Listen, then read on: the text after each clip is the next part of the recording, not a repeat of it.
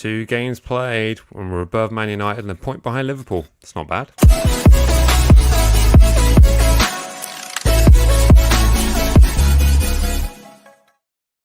Alright, hello and welcome to Matchday Vlogs YouTube channel. As always, please remember to smash that like button, hit subscribe, because it really does make a difference to the channel. We're here this evening to talk about the upcoming game at the King Power Arena to face Leicester, but also going to have a quick look back at the game at the weekend where we fought back from a new formation to save a point or reclaim a point, as lots of people on the comment section of that YouTube video were telling me.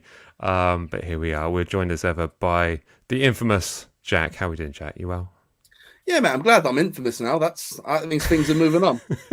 That means I'm climbing the ladder and things are all good. Yeah, mate, it's all really good. It's been I felt given the fact that we managed to get the point back, I left the stadium feeling rather joyful, having to walk through a sea of Leeds fans just saying how did we throw that away, and or I just kind of we didn't get the third goal, but the bitter tears I drank on the way out were pretty much the third goal for me. So I had a pretty good day, and then just after a long week of absolutely loving it up in the sun, living birthday week, going back to work this week was crushing reality. And I can imagine. It's a hit and miss week. I walked home in the rain yesterday, so that really. So I'm ready for Southampton to improve my week.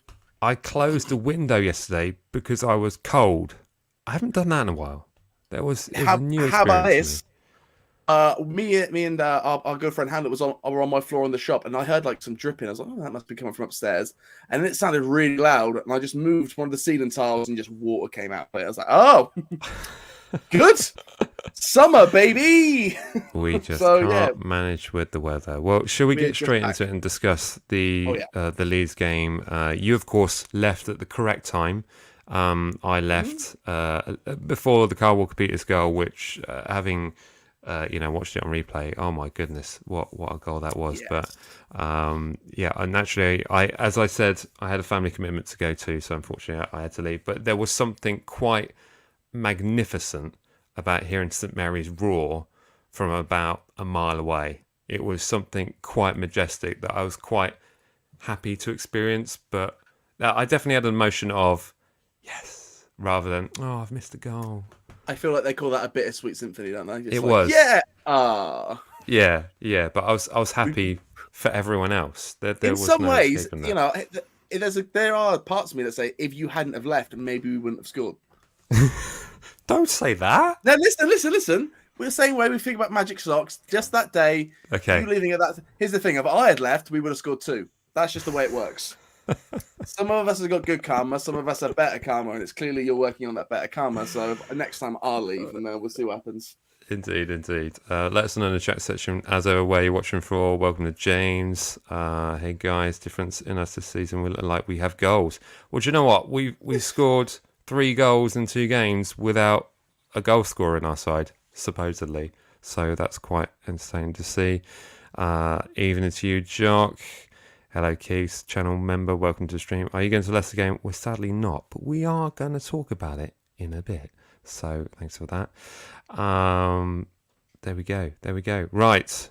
So all in all, I think I have to make a few apologies because I think, well, not apologies. No, don't. I feel like doing a Conor McGregor. I like to apologise to absolutely nobody. I wanted to relay, whenever I put together these videos, I think I need to make this very clear, I want to relay the emotion of what it's like to be there. Do you know what I mean? So I kind of wanted to edit a lot of the stuff out, but I thought, no, I said that, I did that, this is about the reality of it. So I kept it in, and it just made me feel like I don't know. You're letting that one comment really get to you, aren't you? No. Yes. But I feel right. But when you're a fan channel, you're a supporter, and there's a real fine balance between getting across your views and getting behind the guys and actually sort of calling out when things aren't working well. And we did create a few chances in the other system, but it looked so much better in the 4-2-2-2, didn't it? The way I think of it, you're right there. You could say it was a somewhat negative part of the video, but when I went back and watched our halftime chat, everything we said was right. It was we are toothless up front. Like, okay, the defense held up a little bit better first half than they did beginning of the second half, but we were still toothless up front, and having that extra man at the back there really just kind of hindered the game going forward. We were missing somebody in the midfield, somebody in the attack to do something, and then when we made that change, which, you know, let's be fair to Ralph, they were going to make that change before the second goal. Mm-hmm. So, you know, things could have changed a little bit easier. We might have, you know, could have made things a little bit easier for ourselves. But you're right. I think the way that we react on the ground, looking back at it, I think that's a fair reaction. I think you go into that game and you're 2-0 down that after that awful, you know, goal in 45 seconds in the second half. Like, you can be miserable, but you know, then things all sort of change for the good. And all credit to Ralph and the boys for, you know, seeing those changes and making them. It's funny, you know, we've all been saying that to go back to the 4-2-2-2, and once we did, it seemed great. It was almost like a 4-3-3 with sort of Shea in the middle and Adam Armstrong on one side and Mara on the other, and that just worked great. The attack was so much more, just more exciting when that happened. The press was a little bit better, and that second goal, mate, that second goal was fantastic. That pass from Mara, oh my goodness! Watching now replay, I think the key thing for me was the fact that, you know, we have played that system before, and actually our last win came from playing that system, but it was against Arsenal, who were literally peppering us the entire game. So I guess for me it was just kind of a confusion of why you would play that system against a Burnley away, against a Leeds at home, even when, you know, Patrick Bamford got subbed off, you know. So I think this is from Adrian here, that coach huddle, when we had that little water break and you saw Ruben Sellers and all the new guys sort of stood around Ralph giving him, you know, advice of what to do. I think he missed that for almost 2 seasons now. He hasn't had a number 2 since Danny Rowe left for you know, Dortmund 2 years ago, and to have people giving him other ideas and show him, you know, what to do in that second half. Not to say that, you know, I think for a long time it's been Ralph's way and that's it, and he's had those coaches who run his orders but aren't on the level to jump back at him, and I think now he has that, and we made those changes early, and just like I say, annoying that me and you said the subs are coming on as the corner was about to be taken, and I'm one that I strongly believe that you shouldn't bring subs on before a corner, because I just feel like it always messes it up. I feel like if you bring subs on before a set piece, it's always going to go wrong, but then it went wrong anyway, so who would you say? So I think that's why I kept that bit in. Did I keep that bit in? Pretty sure. Anytime we look smart, but more so we look stupid, it needs to stay in. Not absolutely most of the bland stuff. It's only bland stuff that gets taken out. So indeed. It was just it was like you say, first half flat, boring. There was nothing going forward. It was muddled in the middle, and there was nobody was taking responsibility in the back line. And then as soon as you make that change, it all just kicked into gear. I don't think it was a lack of responsibility. I think it was just overcrowded. I think it was a case of Bednarek was sort of stuck in the middle, not knowing whether to come or go. And then, you know, Salasu not knowing whether or not he's playing a fullback position or if he's a centre-back position. And then it's just a little bit confusing. Maybe more accountability then, because no one was brave enough to be the man. They were all like, somebody else will get him, somebody else will do that. If I miss this player, I've got somebody behind me, when in reality they don't have anyone behind them. So difficult to say. And I feel bad for Baz now. You know, that's 2 games he's been in for, you know, Southampton. He's conceded a lot, but none of those goals have been his fault yet. You know, I can see, which has been nice. I saw a comment on Twitter. I forget her surname, but Lucy, someone who's a Saints fan. Great punditry, so go and follow her. She put a comment in that basically said, "Isn't it weird that we're just really impressed with Bazunu, yet he's conceded 6 in 2 games?" That's a very Southampton thing. Yeah, but he's made some great saves in and amongst those games, and looks very agile and pretty quick. And I think another player who deserves a shout out from the weekend, who we mentioned previously, was Sekou Mara with his assist. And I think not only will that be great for him in terms of within the team, but so much so for the confidence, as you know, because of course he came on pre-season and you know, sort of had a nothing part to play, but he was just very new to the squad, didn't really know the systems, but there we go. And as Squimish P is putting in, Bella Kopcha looked really, really good as well. And wouldn't have been something if he'd scored that goal when he just broke through. And I'm glad he had a shot. Quite often we have a centre-back breakthrough. He really looked like a prime Vestergaard when he hit that. Yeah. Is that a seamless link? Prime Vestergaard. Is that a seamless link? Seamless link. It'll be seamless at a point. So there we go. But it's coming here from Mark, member of the channel, would not have made the draw if Ben Rek had stayed on the pitch. Funny that. Yeah, I think whether or not I think it's more to do with system. But yeah, we'll take that point. Definitely take that point. Right. So is that enough going over the point at Leeds? Have we exhausted everything? I mean, I guess the question that I haven't asked you was the Mayflower good afterwards? Was it worth your, It was good. I was a little with the first act, but second, brilliant. Got into it, and it was. I get you, mate. Cinderella's a deep story. It's hard to keep up with what's going on. I had a very good friend and a close family friend who was performing at the Mayflower, so that's why I had to leave, and I would have felt terrible if I'd stumbled in, going "Red Army" halfway through the first act. It would have been bad. Amazing. I assume Mayflower has a drunken football fan entrance, right, they're late from the game. You just go through this way. Oh, thank you for that. I do think it's mad that you can sit in the Mayflower with a beer, but you can't sit at St Mary's with a beer. Something very wrong with that. But just lots of things wrong with. Enough of my desires. Right now. Right, well, moving on from the Leeds discussion, we are getting straight into the Leicester versus Southampton preview, and we are quite honoured to have a guest on the show who we've had on the show previously before and also been on his respective channel. It is, without further ado, introducing Chris from Leicester Till I Die. Oh, you build me up, and then knock me down by not remembering my name. Honoured, are you sure you remember me? I do indeed, yeah, even though I called you Liz, but there we go. That's right, Mary, how are you? And Barbara, to my left, are doing fine as well.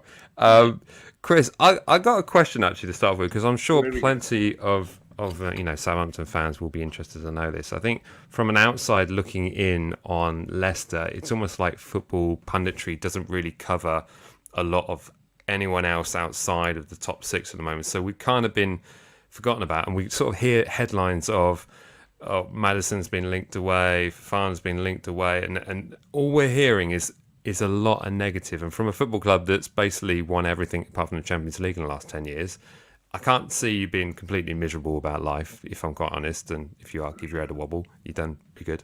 But it's just really can you give us an insight on what's going on at Leicester? Because all we're hearing is a lot of negative and players leaving. Is there any sort of new talent that's been brought in? Any new signings that we don't know about? But the floor is yours, Chris. You mean Smithies, our third choice goalkeeper, our one signing so far this summer. Oh, great. It's as bad as we think it is. Right, okay. Yeah, he's started at 32. The highlight of his career was Queen's Park Rangers and Huddersfield. Oh, really? Yeah, great. Look, we as a club are victims of our own success. And fans, the more success you have as a club, the more you expect. We're not Man United. Well, thank God we're not Man United. We're not Man City. We're not Liverpool, and we can't really compete on those sort of levels. Our owners are in the travel, tourism, and hotel business. That's been absolutely devastated with COVID. So we haven't got unless they find oil in Thailand. We've got to sort of tighten our belts. But that said, the squad that we'd got wasn't too bad. And the problem is that Brendan, I've been a Brendan in, but I'm beginning to have my doubts now. Okay. It comes out and basically he's blaming everybody but himself. And you know when you've got a manager that the team's going to go down, but every week he comes out after the game, but was this positive, and we'll do this next week, and we'll win the next games, and we'll stay. It's beginning to sound like one of those managers. Now, He reacted quite vigorously after the Nottingham Forest loss in the Cup in January, 4-1 away. Not only did it hurt that they were a championship team, it doubly hurt your rivals. Forest, yeah. And he's not normally, or he hasn't been up until now, a manager that he does it all behind the scenes, But he was very, very critical and said we're probably going to be in need of a summer refresh. Well, of course, every fan and the dog latched onto that. Great, we're going to make all these signings. It then came down that, let's look, we're not in financial trouble. You look at, there's a lot more clubs, as the aforementioned Man United, that are in a lot more financial trouble than we are. The debt we've got is manageable. It's like when you go and buy a car, do you either pay for it all up front, or do you take it maybe on a very low percentage so that you can pay it off over time? It's that sort of debt. But we can do one of two things. We had 27 players in the squad. We could only register 25. So what is the point of signing more players when we can't? There's going to have to be some that we can't register. Right. We already went last year. We didn't register Mendy for the first 6 months because we'd got too many. So we end up like a Barcelona with all these players at the side that we can't register, but we're still having to pay the wage. Or we do what Leeds United did all those years ago and gamble on us getting back into Europe and, risking everything. And I would not want to be either of those two scenarios. If we have to have a season where maybe we just sneak into 7th and get Europe, or, we're around the 8th, 9th, 10th position, but we've still got a club at the end of it. And again, look at Derby. Spending, everything to try and get in the Premier League, and look where they are now. So it's not as bad. Unfortunately, Brendan did come out and say we need to sell before we can buy. He might as well have just gone to the KP and stick a big sign up that said fire sale. It was the stupidest thing to say. I mean, Newcastle have come in supposedly for Maddison, and they were offering us a buy now, pay later deal. Like, and I found that out today. That's just been released today. So when we said that it was a derogatory offer, it really was, especially when you know what sort of money they've got. Well, we only know too well with because I think Sekou Mera was on the radar for Newcastle United, but they were waiting until Bordeaux went bust before they went in to buy them, and we decided to stick 11 million quid in and actually help Bordeaux out because we're a decent football club, it's what we do.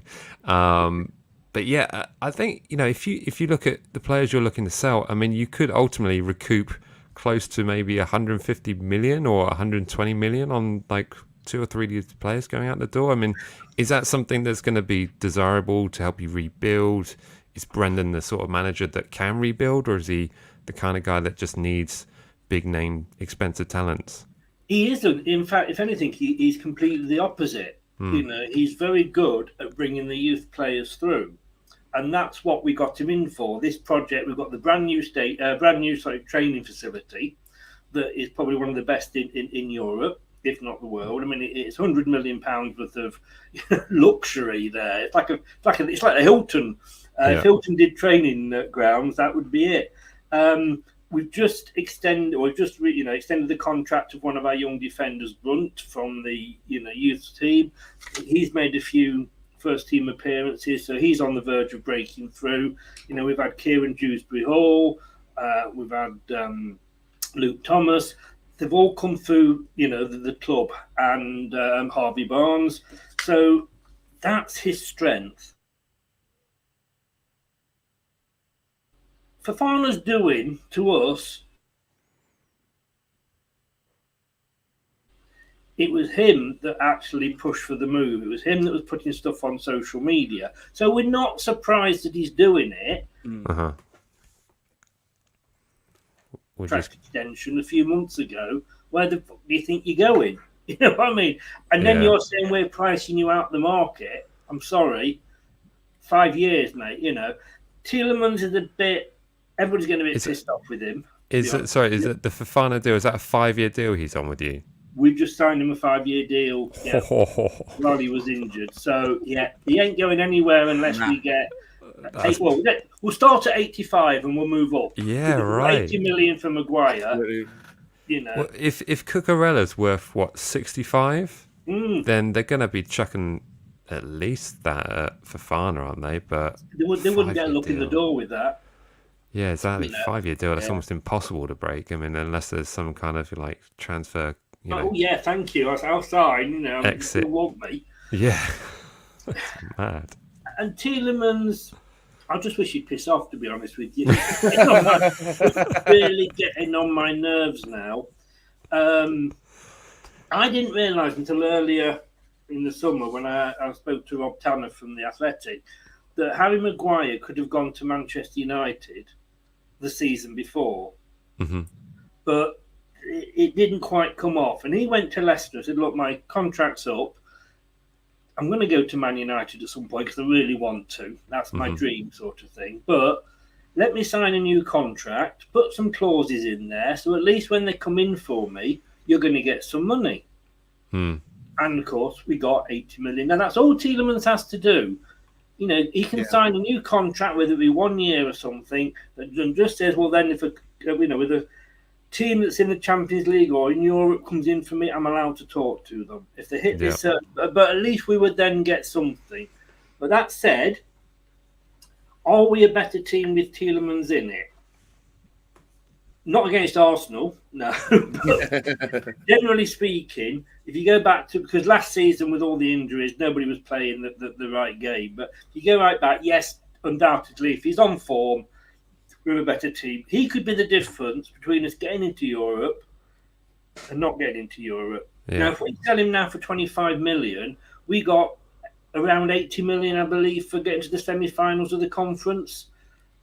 It's worth keeping him for a year if he helps us get into Europe. And he has been professional. You know, he hasn't actually spat his he's not going to read Mahrez and gone on strike or anything like that.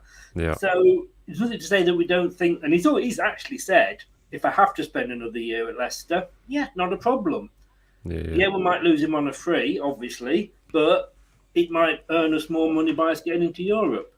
I bet you never asked that question now. That's a lot of detail. Thanks for that, Chris. I mean, I can imagine what that's kind of doing to the fan base because we had, over the years, we've had plenty of situations where players have wanted away, Virgil van Dijk being a major one in recent years. But over the last 2-3 seasons, it's more been a case of, someone like a Højbjerg, who was very clear in, I think, 2 or 3 fan forums where he basically says, I have aspirations to play Champions League football. I will eventually want away from the club. And there was a little bit of negativity around that, even though he's been very upfront and clear. So I can imagine the fan base at Leicester being quite annoyed by a lot of this unknown from Tielemans, unknown from, other players that have been with speculation away. So it must be pretty rough again. But in terms of what you're looking at for the season ahead, I mean, what is a realistic expectation? And I ask that with the basis of Newcastle spending and strengthening and looking stronger than ever. And I'm asking that with the likes of the top 6 is getting pretty crowded as it is. And there's a lot of clubs in the Premier League that are saying, we're fighting for Europe, but there are only so many places and so many spots. And, we were having a bit of back and forth with Aston Villa, at the beginning of last season when they took on Danny Ings and said, we've got aspirations of Europe and this and that, but they finished a place above us, even with all the millions that they spent. So I guess, what is your expectation and what's the fan base as a whole's expectation with all this going on? At the start of the season, the fan base definitely wanted and expected Europe. We haven't got the distraction of a European competition now. Mm-hmm. We've literally just got, to quote Arsenal this time last season, we haven't got Europe, we could win the Premier League. I'm not going on, start a charge. Yeah, exactly. But, the top 6 have strengthened. So the top 6 are probably going to be the 6 teams we expect to be there. So you've got that one last place. Mm-hmm. We had a couple of seasons where there was just us knocking on the door. Now you've got a hell of a lot of other teams all trying to get through that door with us, and it is getting crowded. By expectations, if you gave me a top half finish now, I'd probably bite your hand off. Mm-hmm. The interesting thing is that we've got the World Cup this year. Sorry. So Fofana and Tielemans, if they don't go, better not start being. They both want to be in the World Cup teams, and they don't want to find themselves in the reserves or the under-23s where they're not being seen. So right. they've got to be very careful. I mean, Dennis Pratt, he's been a year away from us on loan at Turin. He's come back and he wants to fight for his place. And he's in the Belgian World Cup team. So at least one Belgian wants to stay with us. But would I take 7th? Yes, I would. And I think that's as most as we could hope for. But with the World Cup, managers are going to have to be very, very careful. I think there'll be a lot of nervous managers when that World Cup kicks off, because depending where their teams are, owners are going to look at it and go, we've got 4 weeks to find a new manager. And when we get him in, he's got a week, 10 days until the transfer window starts. He'll have the whole transfer window. So there's going to be a lot of managers, I think, that will be looking over their shoulders come the beginning of November. Yeah, no, that's a very good point, and certainly to have that long break, as you say, gives clubs plenty of time to reevaluate the situation and wherever they'll be come November the 12th. When the Premier League comes. There is one silver lining from all this, as Leicester fans. Of course, it does mean that we can't go out and buy Benrack or anybody else in your club. If we can't buy anybody. I mean, we've had 2 offers for Vestergaard and we've turned them down. What the fuck are we playing at? What have you turned down? What, a kebab and a pint? I mean, surely just get them out the door. Oh my word! We turned down 11 million apparently. My God, I'd have snapped their hand off. There'd have been a queue of fans agreeing to drive him down to London. It's unbelievable. We haven't got the money to buy. We've got too many squad members.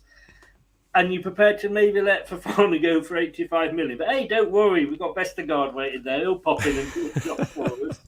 Oh yeah, Bertrand's off that injury bench soon, so he'll be in the squad as well. Don't worry about him. Do you know what? I feel sorry because when he signed for us pre-season last season, he was really looking good. And I thought, you know what? If he, he was getting on a bit, but he could be great for Luke Thomas, to help developing him, etc. And then we didn't see him. I mean, he literally spent the season on the sick table.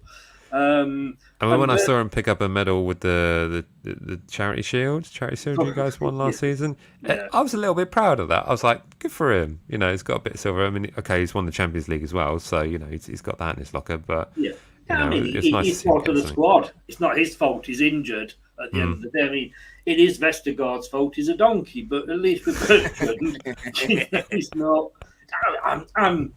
I'm being nasty. I mean, no, you're just making me less negative. I'm happy. Just keep going, Chris, because then the viewers will see that I'm not as negative. I'm not negative. Sorry.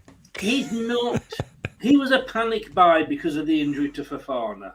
Yeah. He wasn't the guy we should have bought. For some reason, having conceded that in that game, and I won't mention it, we then go and sign him. God knows why. I mean, at least Bertrand was sent off after 10 minutes, so he could claim not to be associated with it. Yeah, Agent Ryan. He just is the wrong sort of player. He just doesn't play to Rodgers' plans, if you like. And when you're 2-1 up against West Ham in the 93rd minute, they've got a corner, and I heard you saying this, before I came on. The last thing you do is change your defence when you're defending a corner in the 94th minute. Apparently not if you're Brendan Rodgers. What you do, you take off, and you're playing zonal, so you take off one of your defenders and put Vestergaard on. And then everybody's looking around at each other saying, what zone are we in now? What do we do? Yeah, who's doing what? West Ham scored. So, but that's not his fault, in fairness. He was dropped in it of great height by Brendan Rodgers that day. But yeah, please, Fulham, come back with another offer, please. We'll start a crowdfunding page for the difference. How's that? Is that who's interested? Fulham is interested. Fulham and another club, which I heard might have been you wanting him back, but no. That really would be bitter. No sweet, just bitter. Well, we are after a Premier League experienced centre back, so maybe it's. Where would you Vestergaard or Phil Jones? It's going to be one of the two, so we might just well bite the bullet. Anyone? What a choice! I know, yeah. Beautiful, right? I think I'd take Phil Jones even. It started off me thinking Connor Cody or Tarkovsky, and now it's gone to Vestergaard and Phil Jones. I'm like, everything's on fire.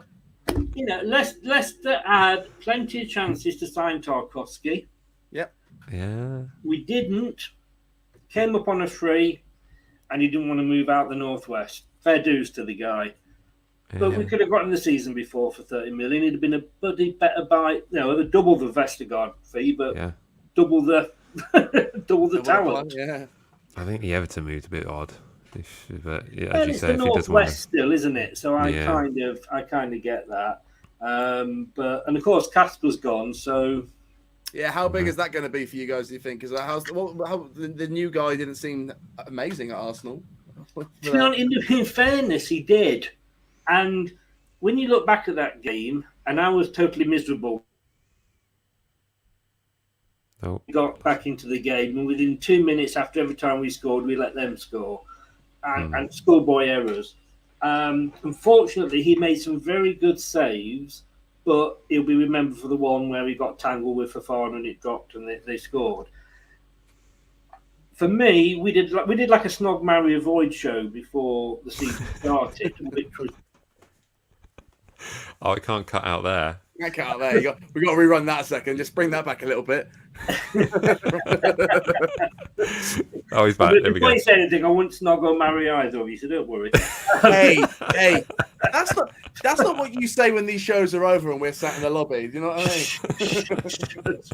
I've got a reputation. Avoided. Don't worry. But instead of being a snog, marry, avoid, it was keep, sell, loan, if you like. And when it came to Casper, the first one, I actually said sell him. Wow. The season. He really did. Oh, yeah. Adrian's asking there. Yeah. The defence in front of him, I mean, we saw after a couple of games, zonal marking is not the way forward. But it took Brendan about 20 games to work it out.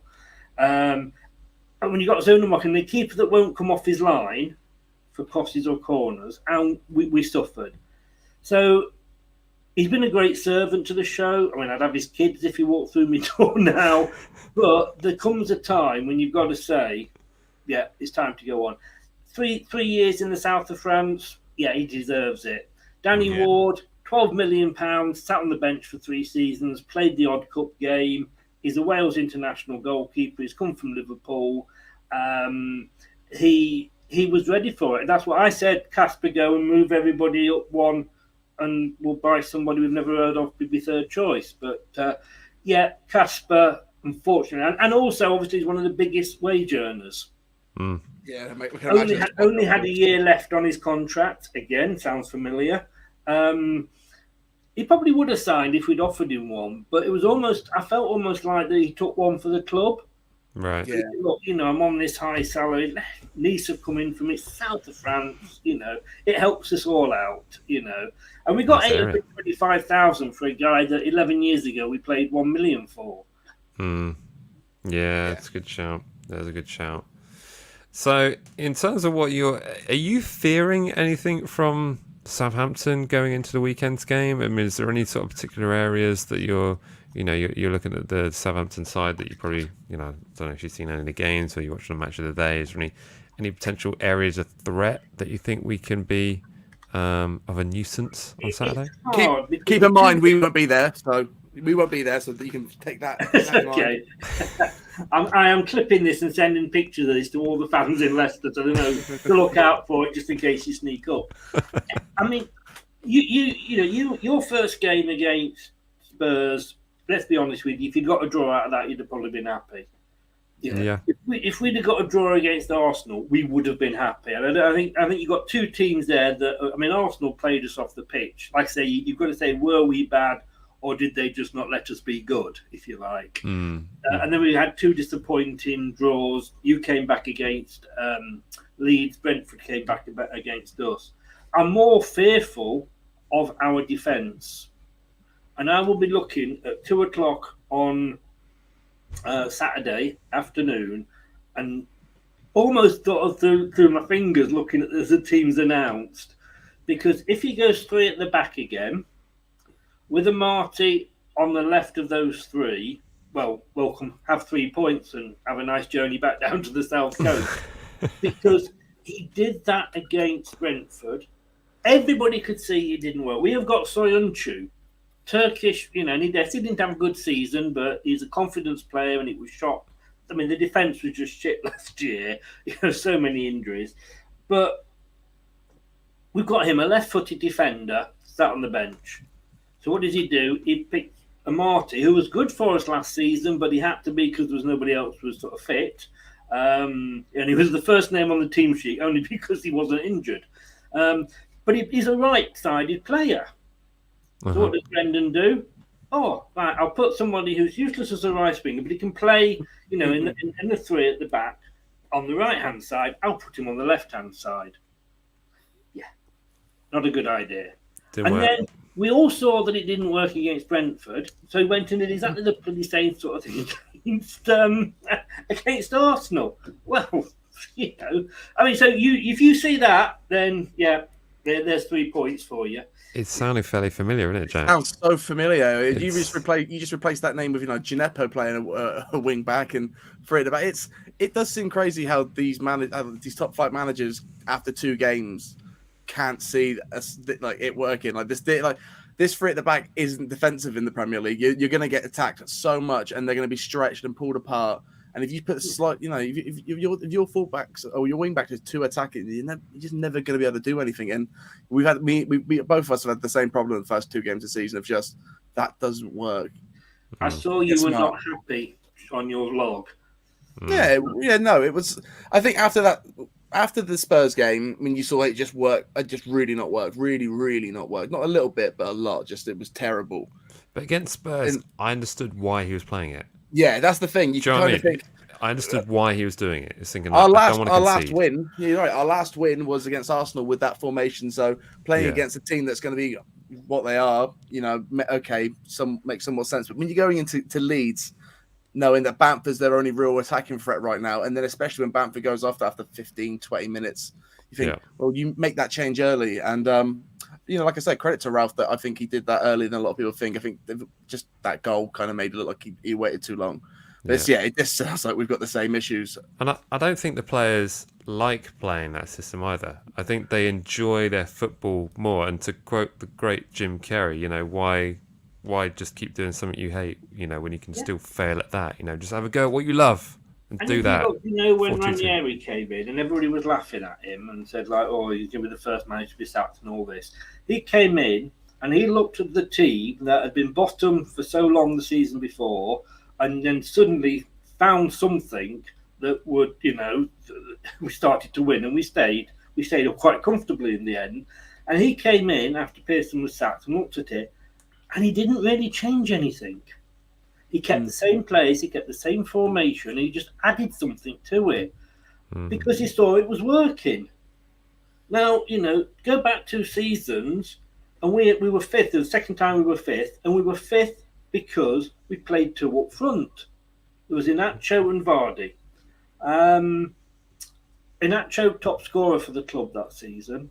Vardy, top assists for the club that season. Brilliant. Absolutely fantastic. What happens? Starting of last season, back to 1 up front again. I mean, it's like these managers, and yes, they work with the players, but it's what are they seeing that we're not?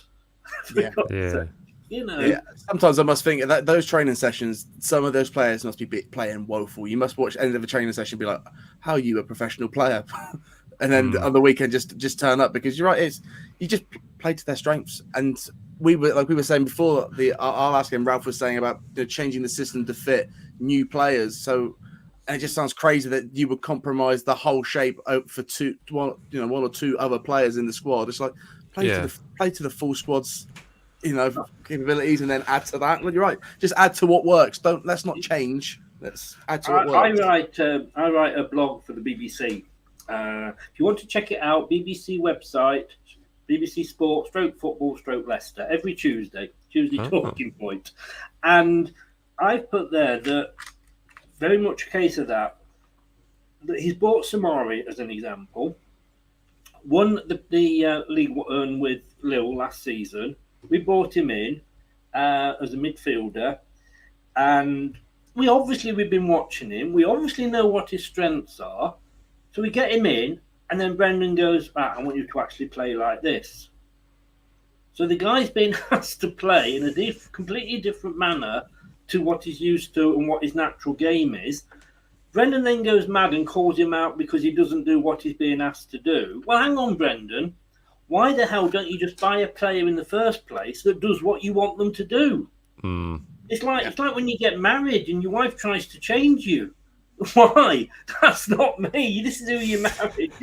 All right, it's a joke analogy, but you know what I mean. You buy the players. You don't necessarily buy them just because they've won something. You buy them because they will fit into the style of play that you want. We should all be managers, and I just wonder. I mean, I love Brendan for what he's achieved for us, but same with Ralph, aren't you? Sometimes it just beggars belief. Yeah, absolutely. You had a slight moment where you froze there, Chris. So in case you saw me and Jack go, that's why we just got like. You both froze. You did freeze for a while for me as well. So good. You or me. We've got thunderstorms over this part of the south coast. Oh, okay. You got a big one coming from the south at the weekend. Hey. Go on here from Mark, channel member. Thanks so much for the support. We never actually see any of the training action, just still as a smiling, laughing flash. I think that's an excellent point, actually. It's sometimes we might feel like everyone just sort of goes out for a kind of a happy kickabout, but I guess they have to keep certain things quiet. But I imagine they're working. Hard. Question or a comment here from Adrian: be patient. When Peru is fully back fit, will work. Also, Gineppo has looked so much classier this season. Gineppo has looked better, and I think he's also played out of a position, or maybe he's actually playing in a position where he's getting more space in front of him so he can be creative. But I just still worry about defensive aspect of his game, because there's quite a few occasions where Spurs players were just jumping past him with ease, really. I mean, there were times where these players were jumping past and he didn't quite know where he needed to be, whether he needed to be in an attacking position or a defensive position. Right. By the time he got in, he actually got defensive. He was a bit too late. And I think he's just not he's no fault to his own. He's not a smart defender. He's obviously never played that position. He's being asked to. So now when he's in those positions, he's doing very well, I say, to stand players up. We haven't seen any Gineppo rash challenges, which is, for those first few games we saw him, that is, those only red cards. So he's taken that out of his game. But it's just getting that strength to, hold a player up, but also, let's keep the ball out of the box. Let's close them down and make sure that nothing comes in. We've been conceding so much from crosses recently, and it's just close a man down. Don't allow that to happen. And he is, and that is an issue with Gineppo right now. Yeah, I do actually have a picture. I've got so many pictures laid up as well. Look at that. I wasn't even using them. But yeah, and I think also the whole point of why we're playing this system might be down to the fact of Peru not being fit, Tino not being available. Are we playing that system because, we don't have a left back available? I guess it's the point I'm basically trying to make out. We're playing the system because we don't believe Gineppo can play out and out left back. In my opinion, go then, should you? Yeah. Well, for many seasons, Bertrand was our only left back for many seasons, so we only know that too well. But I guess that's got to have an implication on why this system's being played. So we'll wait and see. But I don't know. I guess if you had new players in the squad and Gineppo playing an out and out left back, then that might be a bit fragile for Ralph's liking. So we'll see. But is Is Peru back fully fit? I mean, I guess the press is tomorrow, so we're not going to know 100%. But is he back? But Jack, he was on the bench for Spurs, wasn't he? He wasn't on the bench for Leeds, so I assume he'll be back any time now. I've had a lot of people saying he is, but don't know anything to the press conference, do you? But even then, I don't know what's going on at the press conferences because I can never ever hear what anybody says at those press conferences. Southampton really needs to sort that out. Just I can never understand what anyone says. What Not the questions? just Southampton. Everywhere. I cannot hear the questions. It's like this is the answer. What's the question? It's like a game you play, you have to. Oh, that could have been the question. You never hear the questions. No, I always have this thing where because it's usually when I'm at work when they do the press conference, and because the speaker we have through the shop system is a little bit bassy. If I try to turn it up, all I hear is just the most. Oh, it's the worst thing ever. All clubs just need to sort that out. I don't understand how you can. It's when you turn up and that's how they actually talk. Yeah, everyone's an adult from Snoopy. Yeah, that's what he's been doing. Coming in from Morgan Grab, I hope Ralph doesn't play through at the back because football looks so much better moving forward with only 2 centre backs. It livened up over the weekend. It really, really did. One here from Jacket Potato. Gineppo has been poop in defence. Love that word. Excellent use of the word. Can't do it, and that's not his fault because he's a ruddy winger. There we go. Yeah. Excellent point. And as Stephen's gone, there is interest from Watford to sign Stevens. I think it's probably inevitable, but it does leave the door open for incomings. For, an experienced centre back we're waiting for, and someone up front, isn't it? Two strikers, one striker. Well, the big rumor today what's his name? He's a Benfica striker. He's actually playing right now for Benfica. It's Gonzalo Ramos. That's the Jaffa Cake. He's the one. So it's gotten to the point where Saints fans on Twitter have started posting highlight reels. So get excited. But he's a 6'1" striker. I think it's going to be about 25 mil. That's what everyone. And the nice good thing as well, I've seen Newcastle and Wolves with the two were after him as well, and they've seemed to have both dropped out of it. So we seem to be leading the race. Yeah, but who knows? But we still feel like we've got loads to get in. Like him, I've still kind of like another striker being a bit greedy. I still think we need a centre back. Still think we need a full back. Still stuff to come in, I think. But I'll miss Jack Stevens, man. You don't have to twist the knife as well as sticking it in my back because we're not making signings. Listen, signings. Is the last first team signing that you made Vestergaard? Is he the last one that's like? Oh, don't kick him while he's down, Jack. That's so cruel. I just want to pause that. He's won a Premier League and an FA Cup. I can say what I want. They beat us 9-0. Beat us 9-0, mate. I do what I like. This is not the worst thing that's been said. Can't believe you're the first one to mention it, Jack. Chris. Just look at it, yeah? Just look at it. Right, hey. Oh. I'm talking about those in case I run out of toilet paper. Yeah, and can I just say, I never mentioned the 9-0, but now you have done, then it's all open. Yeah. Who's it going to be this season? At this point, I've heard enough, so it's free openly talk about it. It's fine. I went through that grief. Mike was on a Lilo, so.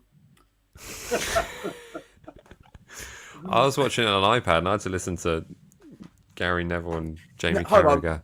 I was on an iPad watching it where? In Crete. That's what we thought. Live on a giant flamingo. Was enjoying himself that night. Oh, I wasn't enjoying myself. My wife saying, "What's wrong?" I said, "You have no idea. we can never go home." I really hated Man United that night for equaling the record. But they did concede one though, didn't they? It was ruled off offside, but also we had 9 players on the pitch. But I still would say it's much worse to lose 7-2 with 11 players on the pitch than it is to lose 9-0 with 9 players on the pitch. Just saying. Well, we went one better then. At least we beat you 9-0 when you had 10 players on the pitch. Thanks, Chris. That was it. I thought you'd missed that bit off, so I just thought I'd add it. This is all Jack's fault. You haven't mentioned it. I wasn't going to. Here's the thing. The thing I always say is that, yes, they did beat us 9-0, but Leicester's biggest win of all time is 10-0 against Portsmouth. So who's the real loser? Yeah. Always Portsmouth. Always Portsmouth. It's always Portsmouth is the answer. Mind the gap. That's all we're saying. Oh dear. Right, so I guess we should ultimately move on to formation discussion. Have I managed to... I haven't set it up. Look what I'm doing. I'm excited to see how Chris sets up his Southampton team. How are we going to play against you? Talk us through what Southampton lineup, Chris. Who thinks? I think you'll probably go, just in case we have our shooting boots on. You'll probably go for a 8-1-1, won't you? Probably. I even think that 1-1 is a bit gentle. I've seen Southampton play open the past 2 weeks. The first four. I just love the fact that after 2 games, this is the bottom of the table clash. It is. Well, I tell you what, the table does look pretty mad at the moment with everything that's going on. So, yeah. It could be worse. We could be Man United fans, couldn't we? Well, yeah. Boys, I will say, when we were sorting our parking out for the game, leaving on Saturday, somebody walked past me and went, "Brentford are winning." I was like, "Oh, okay." Started laughing. By the time we got in the car, they conceded another one. Really started laughing. By the time we got to the outskirts of Southampton, they were 3 down, and I was in absolute hysterics. And then by the time we stopped for the drive-through on the way home, they were 4 down, and I don't know what to do with myself. It was great. You were effectively kind of thinking, yeah. I imagine you had to pull over from that point. So there we go. Yeah, it was. I think the equivalent of United being 4-0 down at halftime to Brentford is, I think 9 times over the limit for drink driving. I think it's about the same thing. I think it's the same amount of delirium. You're like, what? Yeah. So, right, looking at our prediction for the team lineup, it's got to be Bazunu at the back, isn't it? Big Baz in goal. Bazunu, in he goes. Whatever happened to the goalkeeper you used to have? Was he called Gunn something? Oh, Angus Gunn. Oh yeah, that guy. I know he was firing blanks for you for quite a while, but yes, mate. He's back at Norwich now. I believe his dad used to be a Norwich player, didn't he? Older, yeah. So, yeah. But I've heard rumblings Leicester after been in for Alex McCarthy. So let's not get too jovial about 9-0 goalkeepers. Too late now. No. Too late. We've signed the amazingly talented Smithers. Really? Darn it. Oh well. Never mind. Next, right. I think the same sort of things happened because we had a keeper come in this summer called Liz, and I think the full intention was he would come in and go out on loan. But I think he came in, saw Alex McCarthy, and was like, "Nope, I've got this second spot down. I'm way better than that. Don't worry about this." Yeah, you're right here, Mike. Bella and Sally in the middle because they were so. Bella kind of made Bednarak look really silly on Saturday. The fact that they went to that 2 at the back and he just seemed strong. He was winning every duel. Just great stuff. Do you reckon, regardless of Peru is fit or not, do you reckon he's going to go with 2 centre backs? I think by the end of that game, you heard Ralph talking after the game, and I think he realised, yep, okay, we need to go back to 4-2-2-2 because we were so much better. We were so much more clinical and everything was just working properly. No wonder you got back into the game if you played 4-4-2-2. Oh, I'm honestly, two players on the bloody pitch. I know you got back with it. But yeah, that's he's right there. He's got me there. If it was up to me, you can go back tomorrow night, mate. You can get I will. Don't you worry about that. I've got some disgusting t-shirts ready for you.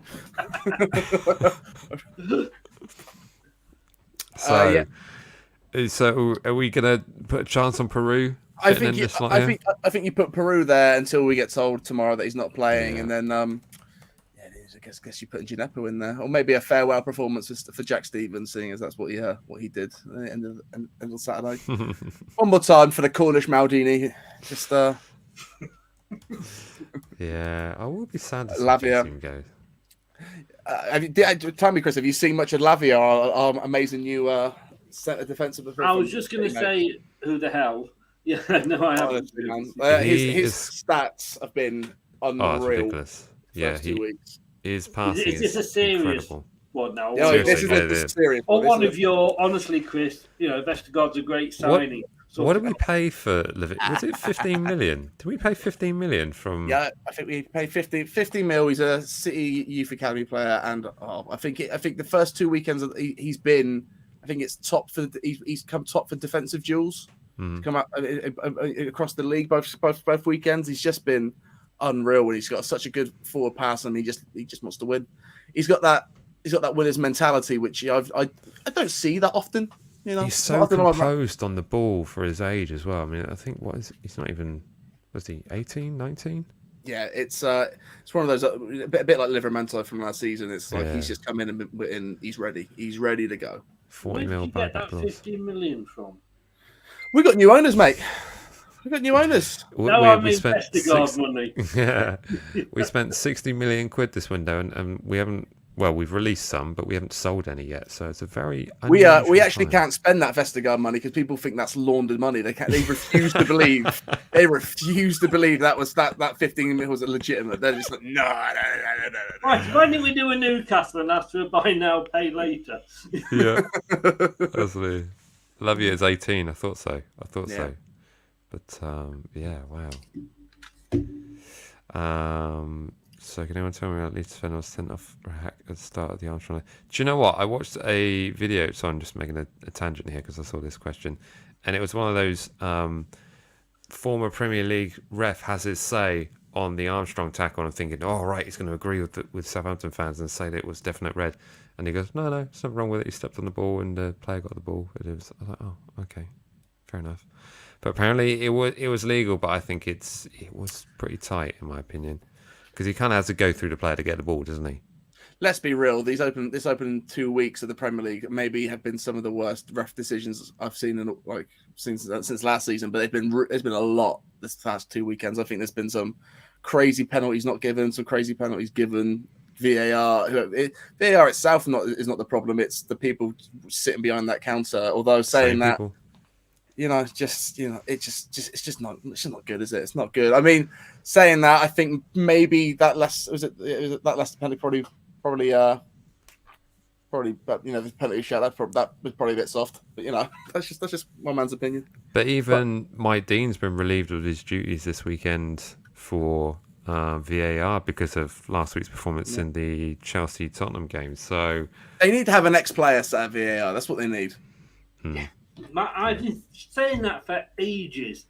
You are never going to get, like say the likes of, Carragher, Neville, Rooney's, but you're going to get a lot of players that are playing in the Championship, League One, League Two, that would love to stay in the game. I have a couple of ex-players that come on, and they'd love to do it. And I'll tell you one thing as well, they would know whether it's intentional or not intentional because they've been there. They've been there, seen it, done the T-shirt, and then you're not asking one guy to sort of doss on his mate and go, yeah, he got that wrong because they're all mates and they're all in the same. Well, you starting me off now. No, if you think there's only you think jobs after playing football right now, it's either punditry, management, coaching, and there's only so many punditry jobs and there's only so many managerial positions, and I would understand why a player wouldn't want to be a ref on the pitch. Mm-hmm. However, sat there watching it, I think it's a wealth of knowledge. And I think we as fans would accept those decisions more because we know that they say there are ex-players. As I say, I have ex-players on, and they say sometimes the decisions they make, it's book of belief. Anyway.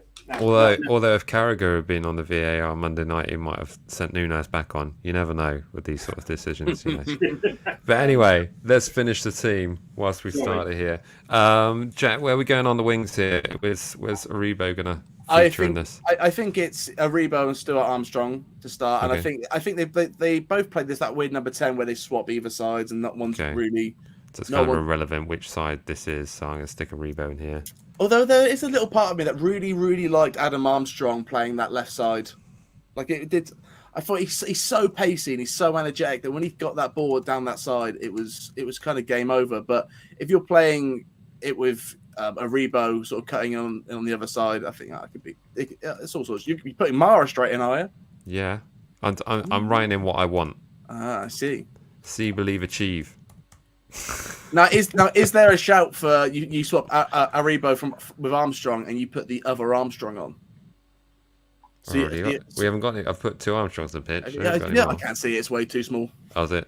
I'm over here. This is. I don't actually watch this show. I've actually got. I've got Mark Goldbridge playing right now on my screen. That's what I'm keeping an eye on. You know, a FIFA watch long. I know. It's fine. I've got Stuart Armstrong. So you reckon what Stuart Armstrong? No, I think you put Adam Armstrong on the wing and you swap Aribo for Stu and you put Shea up top. So no Stuart Armstrong. No Stuart Armstrong. Okay. So you can swap Stuart Armstrong for Shea McAdams. McAdams. Scotland's finest. Oh, what happened there? I lost it. Shea. Yeah, and you pop Adam out on the left, Aribo on the right. Honestly, I think Aribo playing those like this. Yeah, somewhat. Yeah. That's it. That's the formation. Can I just say that's the most active I've seen your players for about 3 seasons. I know, right? And it's that formation, Chris. That's what it is. That's what it is. So see, Chris, what you want to be worried about is Aribo won't be here. He'll be here. He'll be here. He'll be here. He'll be over there. He'll be around there. He'll nutmeg whoever you've got in goal and then smash it in. That's what he's going to do. It's amazing. I'll remind you of that. It's at times like this I am amazed that we don't get emails from FA being like, "Here are your coaching badges." It's mental. Like, the fact that they'll just give it to us. What do we call it half time? We called the formation change, and you said bring on Mara. Yeah, that is it. What you can never do with Brendan though, because you've absolutely no idea what his substitutes are ever going to be. Yeah, I do. I always think that about Rodgers. It's just I don't know what he's going to do. I don't really know what kind of manager he is. He's just I don't think he knows what he's going to do half the time. To be honest with you, no, it's just a funny one. And I think right now this might be. I mean, look how attacking it is. That's beautiful. Pretty aggressive. Yeah, no, we love it. We love it. Chris, the back that you're going to let Vardy in and. No, it's solid. Look how long that name is. It's basically going to create a wall. Down there. Nothing. Absolutely nothing. Yeah, he's got 2 shirts, has he? He's just got a young lad running behind him with the second half of it. Let me see. Can I do another? Do you want to do a Leicester one, Chris? I'm happy to do a Leicester one. Because I absolutely know it will be no different to. Okay, all blue. Rodgers will go have. If you're watching this, Brendan, get your notepad out. You know, you like making notes at the side of the pitch. Get your notebook out now. Part of me was wondering, like, you know, in the sense that, you know, it was that huddle discussion, you know, towards the end of the game, Jack, was like, did you hear what the boys from Matchday Vlog said? I assume so. If you actually look, he's got the iPad out. I saw him have the iPad out and like just here, let's do this. That's what I could. Exactly. Does Ralph watch the show? Imagine if we ran it live. They're like, do you hear what they're saying? If Ralph watched this show, he would still be wearing the waistcoat because you know how I feel about him in that waistcoat. Will you stop wearing the waistcoat? He just, you know what? That's why we started losing, Chris. He stopped wearing the waistcoat. Although saying that, I'm disappointed. I know. It's been hot, to be fair to him. Yeah. But maybe a linen one, something light. I don't know what the next catalogue looks like right now. Lots of agreement on the team here. I think comment from Morgan, channel member here. Thanks so much for the support. Bazunu is 100 times better than McCarthy. Jack, do you have any comment on that? I've never agreed with a statement more in my life. Exactly what I thought. Excellent. There we go, Morgan. We're with you. Right, so let's have a look at... Hang on, let me see if I can... Oh. I cannot wait to see Mike attempt to spell some Leicester player names. This is going to be great. B-E-S. Are they all Smith and Jones, right? Oh dear, I've attempted it. Still a fit that you know how to spell. There we go. You can have player 5, player 3, player 1. There we go. I can spell those. So in goal. Actually, you have gone for the. I would definitely go for that formation, as Mike Bassett said. You know, we're going to play 4-4 bloody 2. We're playing the Christmas tree. In goal, I'm going to have Danny Ward, obviously. Okay, I can spell that. Now you're practicing Paul Prowse. I put him back here because he'll be picking the ball out of the net. Sorry. It's been a while since we've had someone else on the show, Chris. I'm just That's bad. He's had some sugar as well. Sorry, yeah. Okay, so on play number 4, James Justin. All right. Player number 2, Johnny Evans. They are easy names to spell so far. Weird way to say Vestergaard, but okay. Player number 3, it's coming. Fafana. Oh, okay. I know. I still wanted to say Vestergaard just to see you start telling me, "Nah, I'm joking," but you knew I would be joking anyway. And player number 5, Castagna. Oh. It's like lasagna, but with a C. I was about to say. I didn't want to say it. That's close enough. Close enough. There we go. Thank you. Stagner. Right. It's a no T. It's a no T. No. Okay. Hang on, I've got to think now. C-A-S, yes, T-A-G-N-E. C-A-S-T-A-G-N-E. But then again, I am the world's worst speller. No N. Thought you write for the BBC. Yeah, they got spell check the BBC. That's why you're paying your license money for. Spell check before I send it out. You know. He writes. He doesn't edit. Sorry, go on. So player number 8 there has to be Kieran Dewsbury Hall.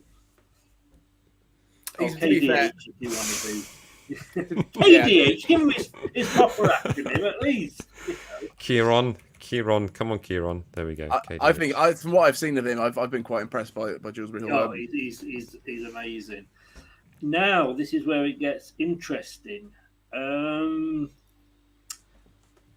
Number 7, probably just a little bit ahead of number 6 on the pitch, but number 7 is going to be Maddison. Okay. Now with an I, not a U. Or is he known in different circles, Ward-Prowse Light? Yeah. Do you know what? I have to say that I think when we were lined up, because we were in line for Maddison as well, and I think he went to Leicester in the end, but I still think if Maddison had come to Southampton, I'm not sure we'd still have James Ward-Prowse. Just a little thing. I don't think you still have Maddison. I think he'd have left for Liverpool by now. But I'd move Maddison forward just a little bit. Oh, no, a little bit off. I thought you were going to be the sensible one here, Mike. Everyone thinks that. Everybody thinks that. Yeah. No, not that. Not that. Far. No, that's not go crazy. Oh, yeah, you're absolutely right. There we go. Yeah. There we go. Now then, number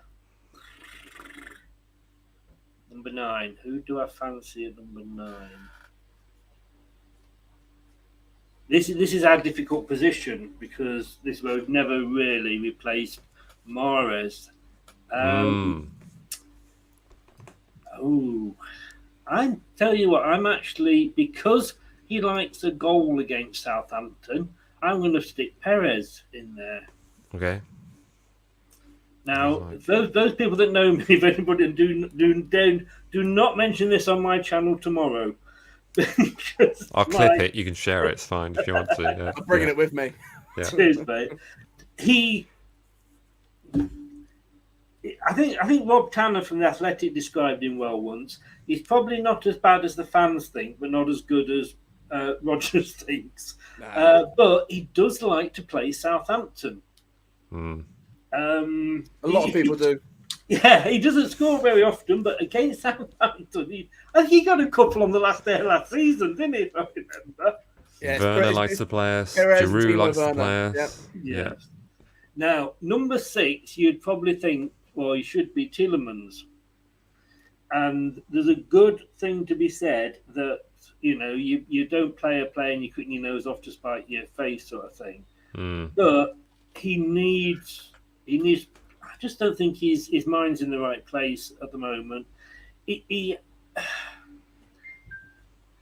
last season he was played out of position, but he still gave 100%. If you won a throw in, he was like, "Yeah, come on, guys, come on, let's get this."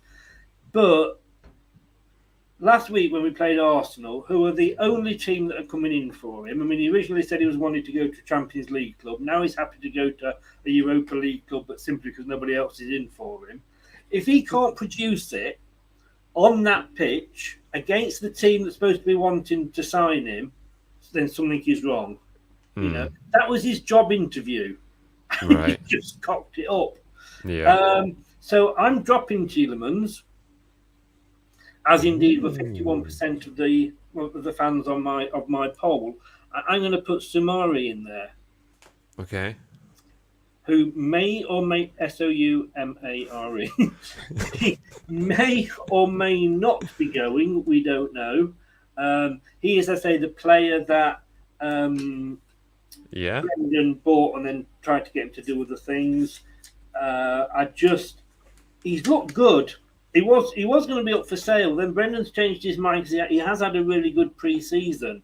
So yeah, maybe it's just taking him a bit longer to settle in. Fofana did it first season like a duck to water. Daka's struggled at some point, but I think Soumare just needs that extra season just to get used to the English game. Yeah. Number 10, I'm going to say Vardy just over Daka. Okay. Simply because, again, he likes the odd goal against you. And number 11, I'm going to play Iheanacho. No. Or you could put KL if you like. Sure. Is that it?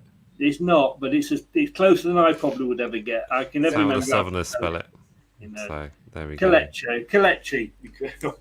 I mean, when we played those two up front before, like I say, we were on fire. We wouldn't have finished fifth, and he only came across that because of injuries. Mm-hmm. You know, Maddison wasn't playing, so he's put Iheanacho. As soon as he brought Iheanacho on against Arsenal, he set Maddison up for a goal. Right. You know, he holds that, but he offers us more than Vardy and Daka do. Yeah, they've got the name, you know, the pace, and but Iheanacho, he holds the ball up, he brings other players in, something that Vardy doesn't really do and Daka doesn't really do, and he's look, he's Googled it. Look, he's Googled it. No. No, I just remembered that you always put an H after I with a Nigerian surname. I just know that now. So don't forget it. Don't forget. You won't if he scores 3 against you. I'll never spell that again. Oh my goodness, that's insane. He's a great player. I'm worried about losing him because, as I say, he's gone from being our top goal scorer to suddenly becoming third choice again. But when he's on the pitch with another striker, he can't play on his own up front, which is, again, what Rodgers tries to do. But if he's with a Vardy or he's with a Daka, like I say, he holds that ball up. It lets other players come forward, and Vardy tends to take the defenders away. I love the guy, and he should be on there. And we should be playing two up front. It's as simple as that. Brendan, take a screenshot and make sure that's in your bloody notebook. Which I doubt it. Obviously, he will. He'll go something like that. He'll go for 3 at the back again with bloody Amati on the left. Right. Okay. So this is your squad in the sense that if he plays this, we should be worried. Yes. Okay. So I think there you've got. I mean, Ward obviously is the number 1. He was the number 2. Yes, he had. He made one mistake against Arsenal, but apart from that, he hadn't had a bad game despite the scoreline. There was Schmeichel. I mean, you're going to get it all season. Schmeichel would have said that, but no, he wouldn't. He would not. He wouldn't have even come for that ball that the Ward dropped because he'd be stuck on his bloody line still. Yeah. Still love him though. Justin and Castagna like to get forward, and Justin and Kieran Dewsbury-Hall have got an understanding. It's nice to see 2 young players. I mean, he's come from Luton a couple of seasons ago. Justin fitted in brilliant, and KDH is a future captain. He will run your defence ragged. He just gets the ball and goes.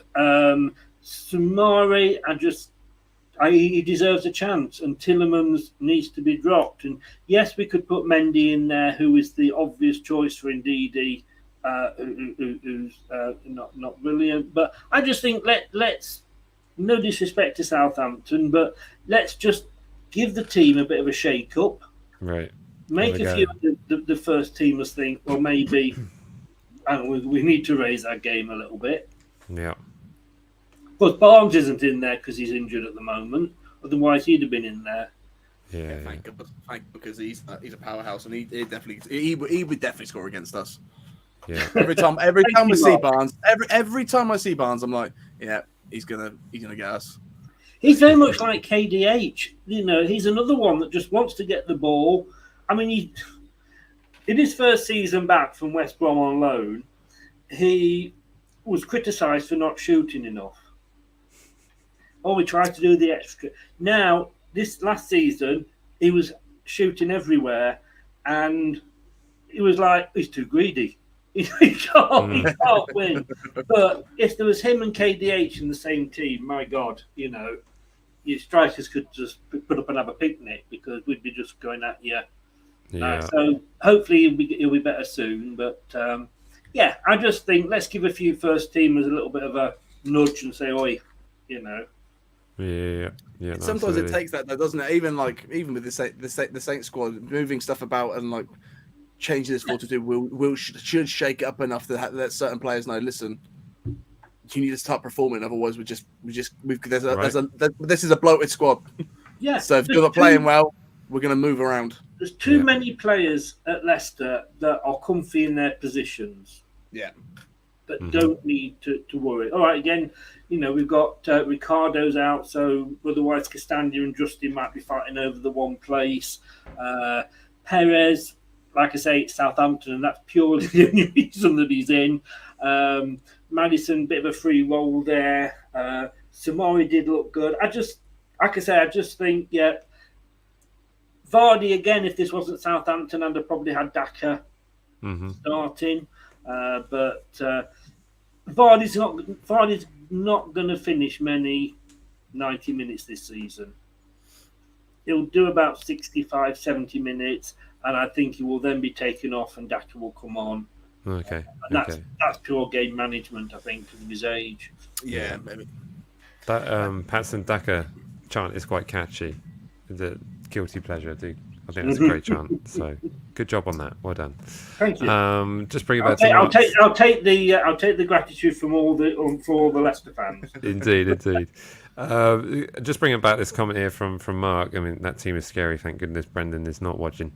Is there a particular reason why Brendan wouldn't play that? In the sense that what is the reason why he's not playing that? There's one huge reason that he doesn't play that. Because he's the most stubborn manager I have ever seen. Nothing. Oh, that's not working. But I'm going to stick with it. Right. Okay.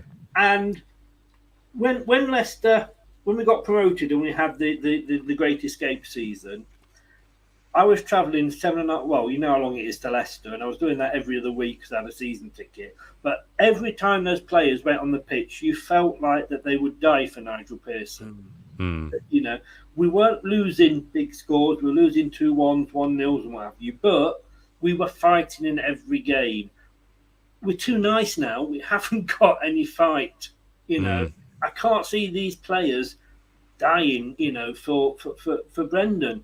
Right. But it's basically, and I suppose he's the manager. It's what he's paid for. He'll stand and fall by it. But it's his way or the highway. I mean, do you have any, looking at that lineup there? Is there big leaders in there? I mean, is there someone like a Wes Morgan sort of character that would sort of carry the side, or?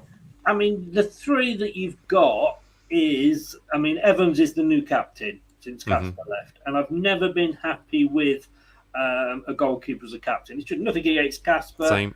Yeah. It's just my personal choice. Yeah. Evans is the obvious one. To be honest with you, he's a bit old. Well, he's a lot older. He's got the experience. He's been there, seen it. Got the T-shirt. he gets accused a lot of being slow and standing on the ball too much. But, he's actually taking his time to think, right, what can I do with this ball? Where can I play it? Rather than just boot it up and hope somebody's going to get on the end of it. Maddison... The thing with Maddison is he'd probably be a bit like Ian Botham. I don't know if you remember him when he was captain in England. He wasn't very good as a cricketer when he was captain. And as soon as they took the captaincy off him again, he was a good cricketer. And then you got Vardy, because basically he's the most experienced and longest serving player. And I think when you've got a player like that, he is a player that other players look up to. But what we haven't got is a Roy Keane or that type of, one in there that will go in, and let the opposition know he's there. Yeah, I think it's a difficult time for him because it's almost like you, with the, in the day of VAR, you can't really have those players anymore, can you? It's almost like, Well, when we're back to the VAR, you can if you had proper people running VAR properly. There we go on that topic again. Indeed. It is a different game. According to Roy Keane, you can only play football if you're a man. But we won't comment on that. I watch ITV4 and the Big Match Revisited, and Elton Wellesby used to present that for ITV. He comes on my channel quite a bit. Well, you work for the BBC, Chris. You can't be going on ITV. It's not a golden handshake that I've got. I love it because the pitches were awful. God knows how the decent players were able to play on those pitches. If it was a 0-0, you could actually spend the game find the piece of grass. But they didn't take prisoners, and there wasn't all these cards. If you fart and what have you at a player, they fall over. It's a yellow card. It was a real game then, if you like, but it moves on. Yeah, it does indeed. So there we go. That is the Chris's lineup for Leicester City on Saturday. That's a lineup that we certainly should be worried about if it does get featured. So let's move on to the score prediction part of the show. As always, please remember to smash in your score predictions in the chat section, and we'll be going through those straight after we've done ours. But before we jump onto that, just a quick mention, there have been some new additions go in the matchdayvlogs.com website, so go and check them out at matchdayvlogs.com. There's plenty of new chants in there. There's a stairwell with the When the Saints on there, Live in a Rebo Loca that Jack's getting going, and of course the status quo chant with Prowsey and Joe Aribo. It's only because I don't like the status quo chant that I need to get Live in a Rebo Loca going, because it bothers me that people don't sing status quo properly, and it just really annoys me. So I need to get Live in a Rebo Loca in there. Upside, inside out, we'll Live in a Rebo Loca. So these, absolutely right, Jack, and that's why I put that one in there, so that you wouldn't be too upset by that in there. But these are all on matchdayvlogs.com. They're a special introductory rate of £22 instead of £25. So if you want to grab those nice and early, there will be a £3 reduction on those shirts. So go and check them out at matchdayvlogs.com. Right then. It's time to discuss, if I find the banner, score predictions. Where have I done with it? Unreal. Talking about yourselves. I'm gonna go on Chris's channel tomorrow, and there's gonna be full on animations and like. Exactly. I'm taking my socks off because I just need to count that high up. All right. I have found this banner there. So there we go. Most idiotic moment of the show. We've just found it. It's we'll win something this weekend. Then it's only that. I'll take it. Okay. Whilst I'm frantically typing in score predictions banner. Bosh. Right, there we go. Now, on this show, we're incredibly polite, and we would always like to let the guests go first. So, Chris, it is over to you for you to give us your score prediction. And remember, in the chat section, smash in your score predictions now. We will be going through all of them frantically right after this. But, Chris, over to you. It's going to be a tight game. we both need a win to really kickstart our season. But I can't go against my team. It's at Leicester. It'll be like a home game because both the stadiums are the same. Ours One just red, looks one blue. bleak. Yeah. You know, that's the difference. Yeah. You have to sit there with your brolly up. Yeah, I'm going 2-1 to Leicester. Okay. Do you have any particular scorers in mind for those two I'll goals? take anybody. You know. If it Vestergaard. comes off your goalkeeper's arse and goes in, I'll take that. You know? So there we go. Chris is going. Yeah, it's going to be Perez and Vardy, isn't it? You know, we know that. That's a done Perez and deal. Vardy. I mean, it's more football if it's Perez with the first one, we tie it up, then Vestergaard scores in at the 89th minute. Like, let's be fair. That would be the most football thing to happen. It would, wouldn't it? It's not going to. Chris, I would literally never come on your show again if that happened. I'd quit this. I never do it anymore. It'd be a great quiz question moving forward. Yeah. So Chris is going to go for a 2-1 win to Leicester. Jack, what are you going for? Hey, listen, mate. It's your turn this week. I went first last week. Yes, it's your turn. Do you know what? I'm going to do the reverse. Oh yeah. A 1-2, as we would be the away side. So it's going to be I think a 2-1 win to Southampton. So because I think in terms of how both sides are setting up, I don't think either side is going to get a clean sheet on this one because there's a lot of trial and error from both sides with systems and setups and new players and players playing out of position, so to speak, from certainly Southampton perspective.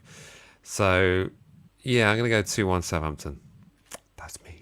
And goal scorers, I would love to see a Ward-Prowse free kick and a Sekou Mara goal. I think we all want to see Sekou Mara score after that lovely pass, and also because his dad was so polite to us outside the Spurs ground. I just want them all to have a good time.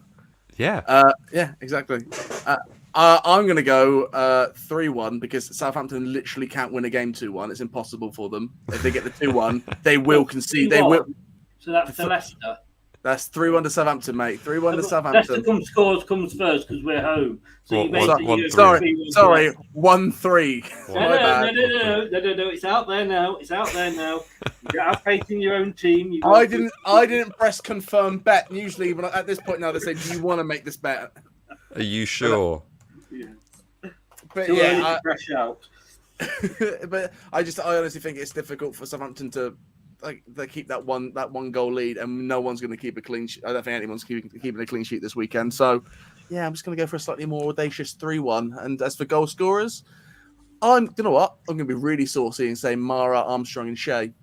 Ooh! All the strikers to just prove a point, and then the club will be like, "Oh, we don't have to buy another striker then," and then we get. No, we don't want that. We say that for. We don't want that. Can I just say that Craig, who will be on the show tomorrow when you come on, you've met Craig, you know him. He's gone 3-1 to Leicester.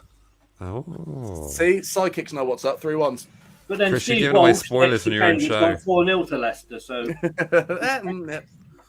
yeah, I assume tomorrow I'm going to come on that show and be rattled by everything else. He's been very polite today, Chris. Tomorrow will be the real kick-in. I'm always polite.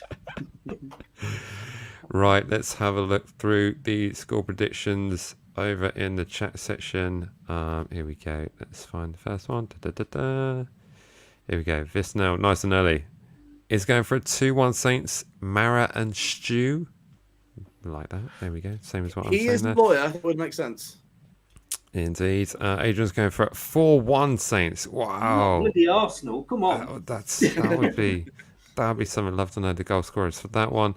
Joseph White is going for a 3-1 Saints. Mara Concalo Ramos.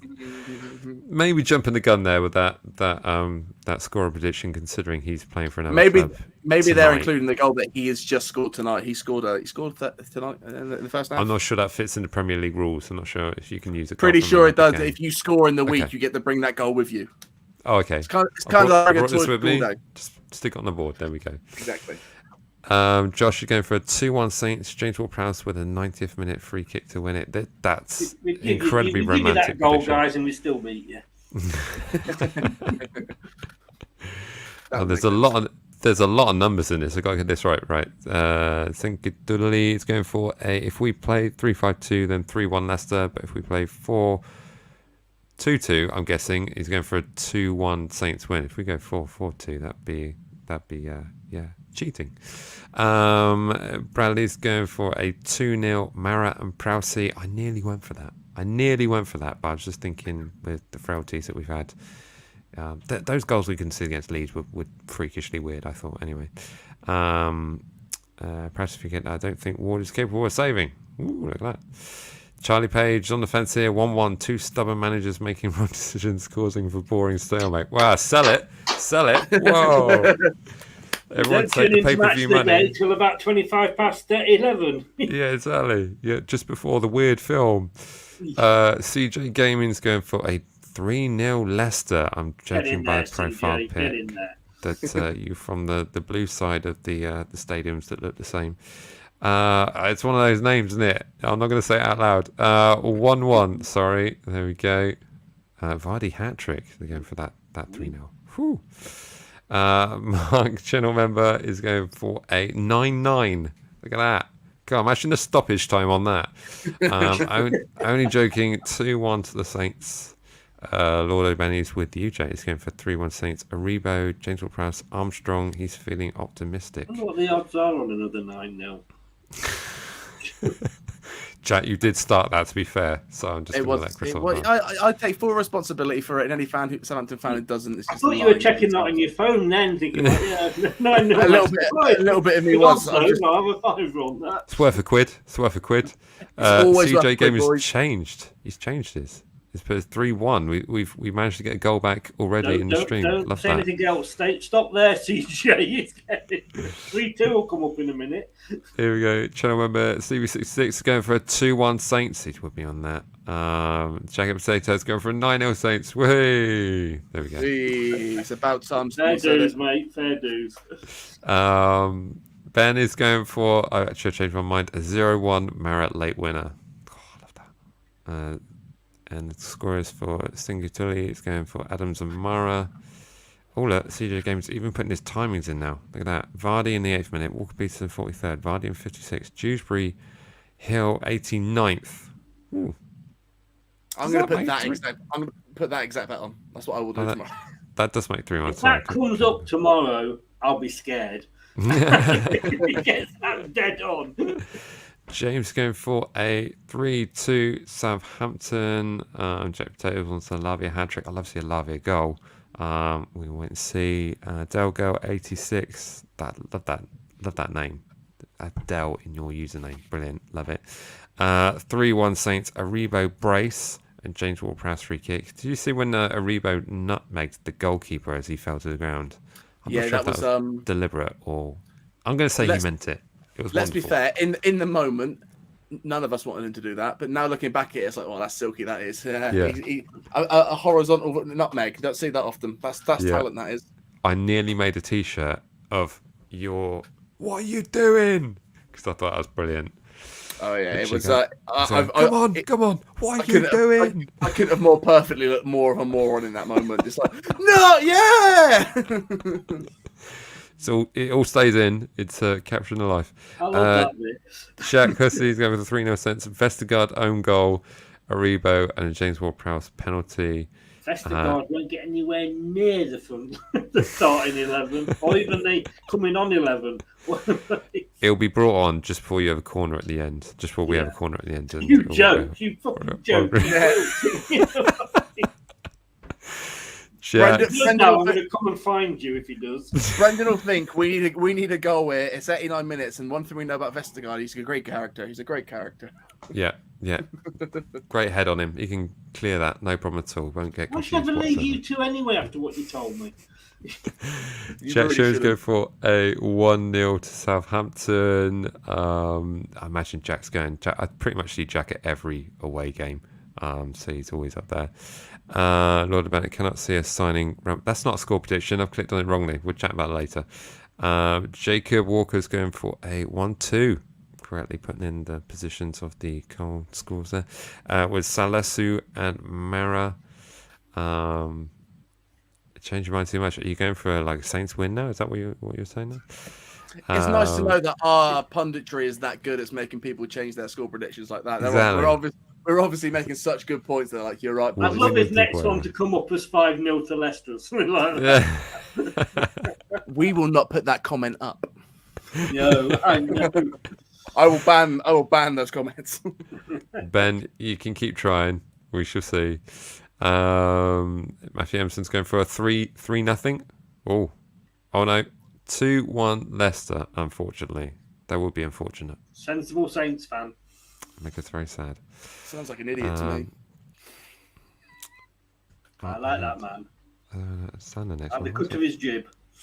Con, who won Southampton FC 3-0? Southampton won 3-0. 3-0.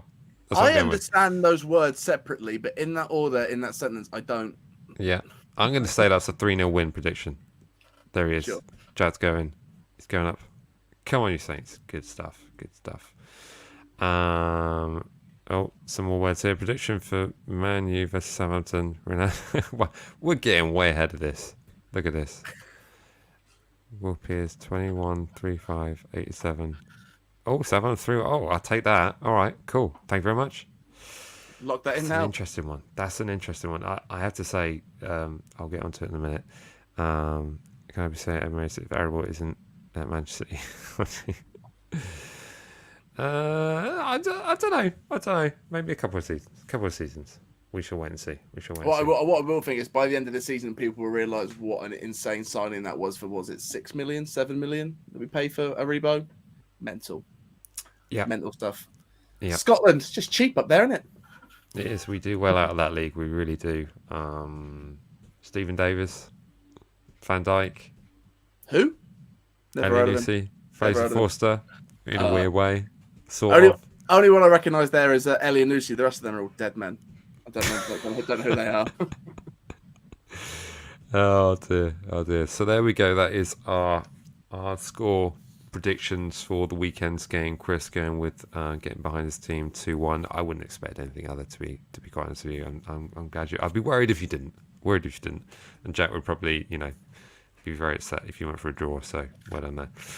Oh yes, thank you, Adrian. Yeah, Wanyama coming from the Scottish League as well. Yep, indeed.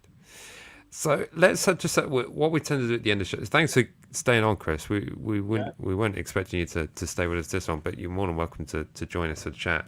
I just wanted to spend a couple of moments at the end of the show. It's what we like to do is just talk about a random subject, and I think the random subject this week has to be everything that's going on with the other clubs, with the likes of Man United holding every other Premier League side up at the moment. Conceding multiple goals against sides you would expect them to get points from both of those two fixtures, and they're now rolling into a fixture on Monday night against Liverpool, who are yet to actually get a win themselves. So that becomes a very tasty game indeed. But are you, first of all to you, Chris, are you surprised by a lot of these clubs which have had a very slow, sluggish start? And by the way, me and Jack will be doing a watch along on Monday because we just can't wait for that game. I think it's going to be a fascinating one to watch. So yeah, Chris, are you surprised by these, or is this just another case of the Premier League is just tougher than ever? I mean, we heard from our sporting director at the Saints Fan Forum that the Premier League is not now only the most competitive football league in the world, it's the toughest league in the world out of any sports to be a part of. So are we just seeing a sort of amalgamation of terribly run football clubs not getting their sides together and the toughest league of anything in the world come together? I mean, what's your thoughts on that? Bit of everything, to be honest with you. If you're looking at Man United, you can see that it is badly run, and it's been badly run probably since the Glazers took over.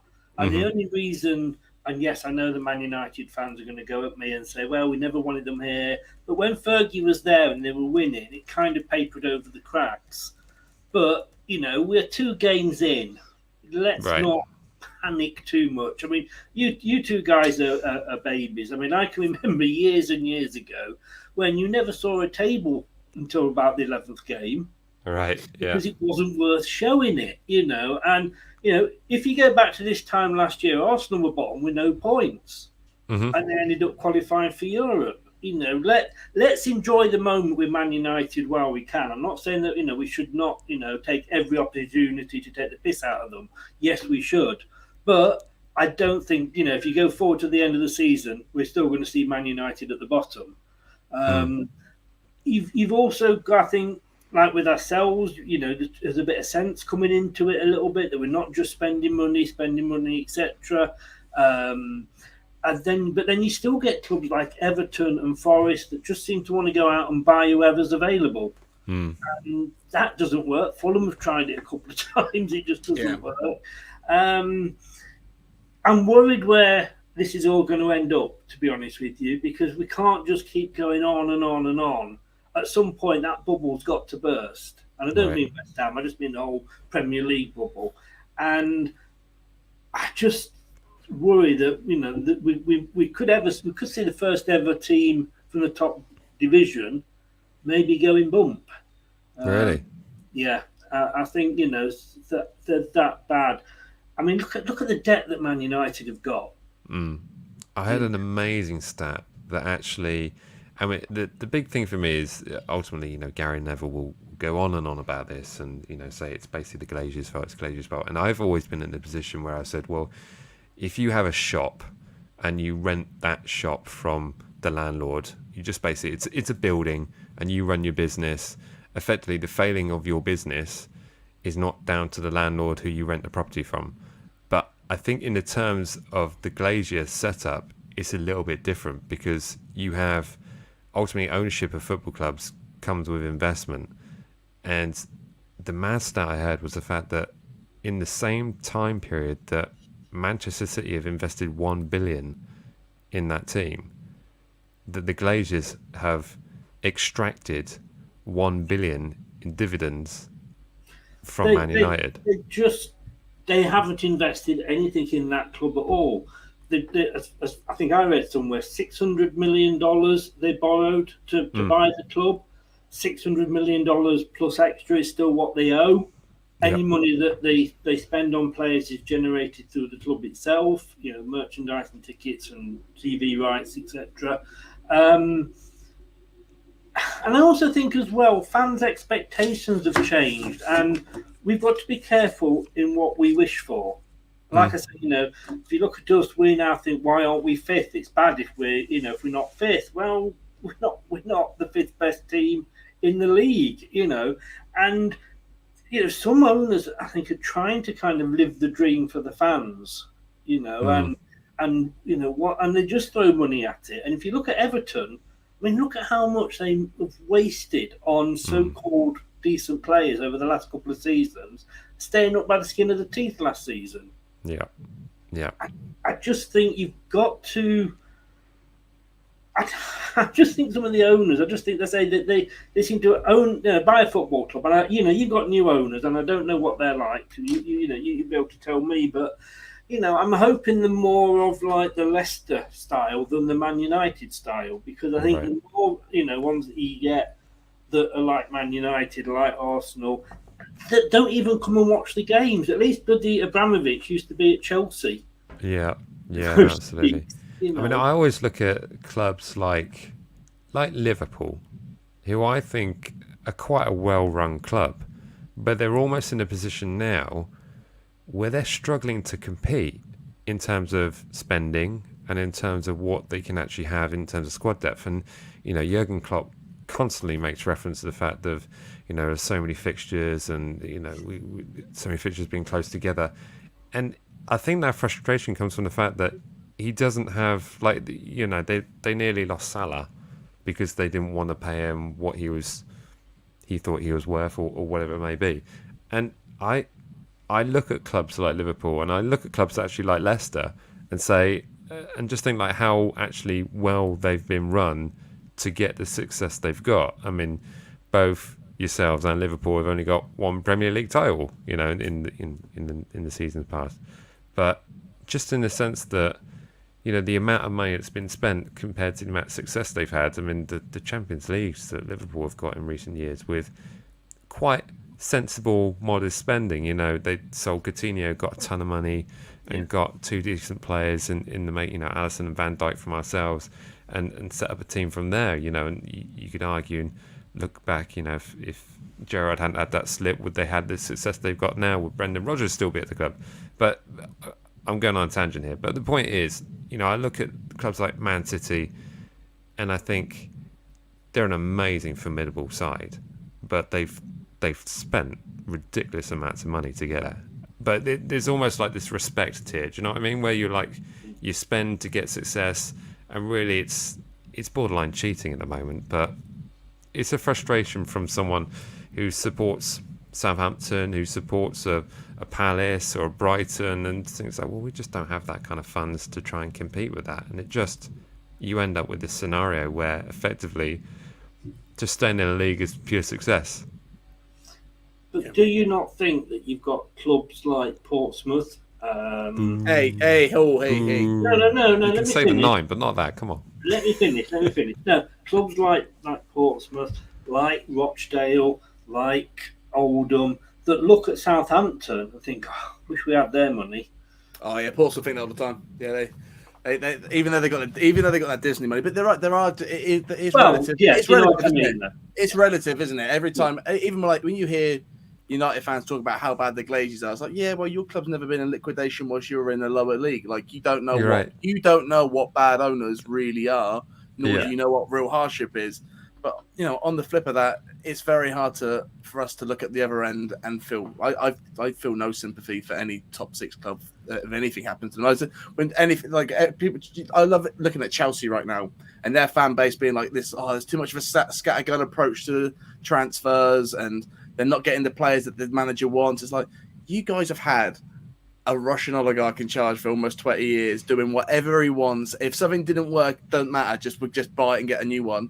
Welcome to the real world where you can't just get rid of your manager every season. Like you think about the rate Chelsea went through managers in the past 20 years since he's taken in, and now it's going to be a complete change of like, right, this is what it's actually like to be a football club, where you can't just do all that. And you kind of say fair play to City for not having that much of a, they've got an idea. That's the difference, isn't it? When you see those owners that spend whatever they want, but if they actually have a really good footballing brain, that's when that cheating is almost fun to watch. Where you like, when you see City compared to Chelsea just get everything and buy it all. With City, you're like, there's an idea there, and they've got this manager who's just insane and knows exactly what he wants, and the whole setup around that. So there is a smart way of buying, and you get it. But it's still just unachievable, isn't it? When you just think of that bench, and when you look at City, it makes me feel sick. It's just like, how's anyone meant to do? It just makes it more insane how Liverpool have managed to push in the past few years. Yeah, that's my exact point. And I'd say, I went up to watch Man City whilst I was travelling up north and watched them face Brighton, and it was just literally watching the side dominate for 60 minutes until they scored, and then they just obliterated them. I think it was 4-0 or something in the end. But it was just one of those games where I was watching them thinking, like, when this team get Haaland, they're going to be unplayable. Like, absolutely unplayable. And it's just, the gap between the top and the bottom is mad. But perhaps, Jack, before you answer, I'm just going to bring up Tom's comment here. You are late to the show. There's plenty to get into. And just to answer your question, Tom, it's nothing good, but it's worth watching back from the beginning once the streams end. But Jack, do you want to... Statistics on you. Jack, do you want to just talk about the feelings of the new ownership of Southampton, and just a quick one from my side? I mean, I think they're new owners that are basically bringing in money that's enough for us to spend without having to sell, rather than any kind of silly money. But they're very based on statistics, and Rasmus Ankerson sort of very much a stat man and does all his numbers, so he's buying very, very sensibly. But we're effectively a club in a position where we're never going to be able to buy an experienced Premier League player over the age of 25 because they're too expensive for a fee and wages. So we're still a club that's effectively buying young talent developing it, and then ultimately tripling or quadrupling our money, hopefully in the term. But Jack, anything more from your side? Well, if with Sports Republic, it's hard to make a decision right now, isn't it? Because you look at the summer so far, it's 50 mil spent plus no players sold. That's amazing. Southampton haven't done that probably ever. Well, definitely never done that. And you look at what Rasmus Sangerson did at Brentford and the way that they did their business. That's everything. Everything so far looks really promising. And I'm, as much as we keep saying we want a Premier League proven striker, we want somebody with experience. I look at let's say Wolves transfers from the past few years. How they just be getting these random Portuguese people you don't really know too much about, and then they come in and they do the business and they sell them for decent money. And there's lots of those are the sort of teams I look at, and now that I'm like, okay, that's the kind of transfers that we need to be making. When you're looking outside the league, minimum cost, high potential. It's just Moneyball, and that is what these guys are doing. But it's to have these owners that have a really big experience in that. Have really, Rasmus ran Brentford. He's not running Southampton, but he's running that sort of the Sports Republic stuff, and that just makes me excited. Sports Direct. I know. Sorry, all Newcastle fans for sending a shudder down your spine there, but it's so far I'm excited by it. But if we can finish this window by getting 2 or 3 more players in, and if one of those is of note, if they break our transfer window, if they, our record transfer this summer, I think nobody can have any complaints. And I think that's what we're all waiting for. We are now waiting for that signing that makes us go, yeah, here we go. Because, nothing wrong with everybody that we've gotten so far looks great and makes me excited to watch the game and excited to see them come through. But I'm just waiting now for that one really big head turner that makes me go, right, these guys do mean business. They've not just got this one model that they're going to stick to. They understand that this league is way more competitive than that, and you can't just do that anymore. Yeah, no, I see. Well, we've seen the likes of Bazunu, Aribo, and Lavia shine stunningly so far, and that's effectively a good sign from the signings we got so far. Tom's brought in his score prediction. It doesn't look good, Jack. Grow up, Tom. Grow up, mate. We know how we do this. Can I just say, can we have your new head of recruitment and not your old one, please? Who we still haven't got. Yeah, still on garden leave, isn't he? Let's be fair. That's probably the most one of the worst things we could have done to you this summer. And it'd be like, yeah, you can go to Leicester, just not this summer. I again on the blog I did today, it's like you saw us coming with that. Yeah. Yeah, who at Leicester was stupid enough to agree to that? Yeah, when I heard he was on gardening leave, I was like, "Oh my god, we have just tied their hands for us. We've pretty much given them a transfer ban this summer. Like, what? How? That's insane. To do that. Yeah. Just going back to the point about the top teams, though, it's interesting. I never thought I would see a transfer window where Manchester City was selling off some of their biggest stars, but to their rivals. Yeah. Right. They just don't care. Maybe they suddenly realised, hang on, we've got to try and stick to FFP. It'll be a first for Man City, but I never thought I'd see that. Yeah, I was surprised that they let Sterling go. I think, arguably his 2 assists won the Premier League last season, that final game, linking up with Gundogan. That was a game changer, really. So, but, you're right. There is a bit of it that you see Jesus at Arsenal and Chelsea and Sterling at Chelsea, and it makes you think, cool, the auditors must be coming. So, auditors are here this year, boys. Right? Yeah. So get them gone. I don't care. Just get the paperwork done. Get it out. Get it done. Yeah.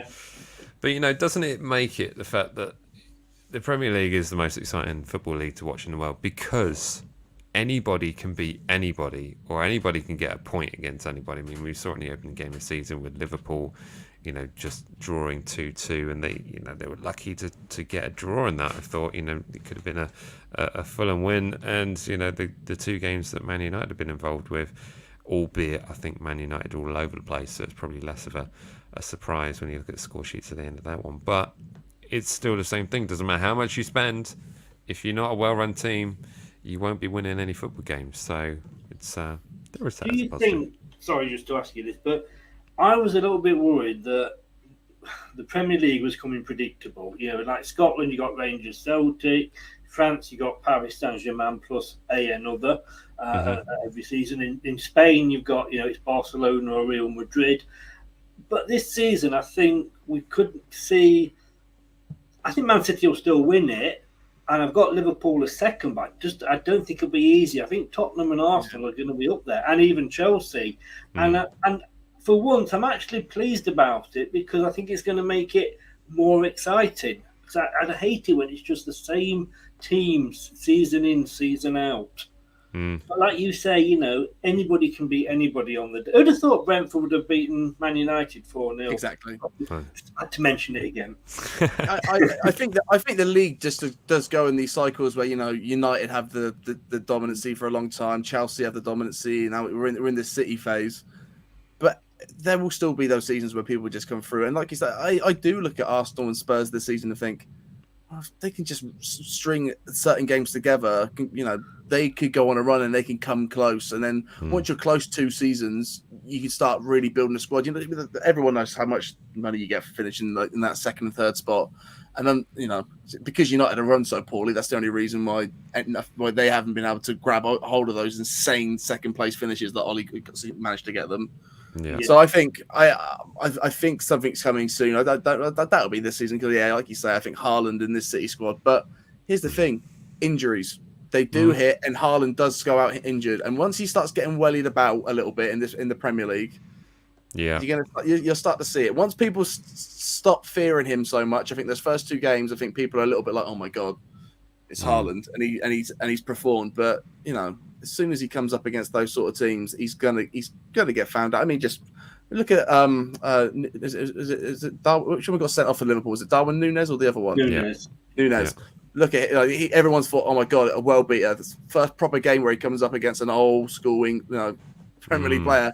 He gets sent off because he gets buoyed about, and taking him, pushing him, doing all I love stuff. watching those highlights back. This been, to be honest, he's just getting put on all games. So it's something that will happen eventually, and we can Leicester just prove it to the extent, don't they, that anything can happen in this league.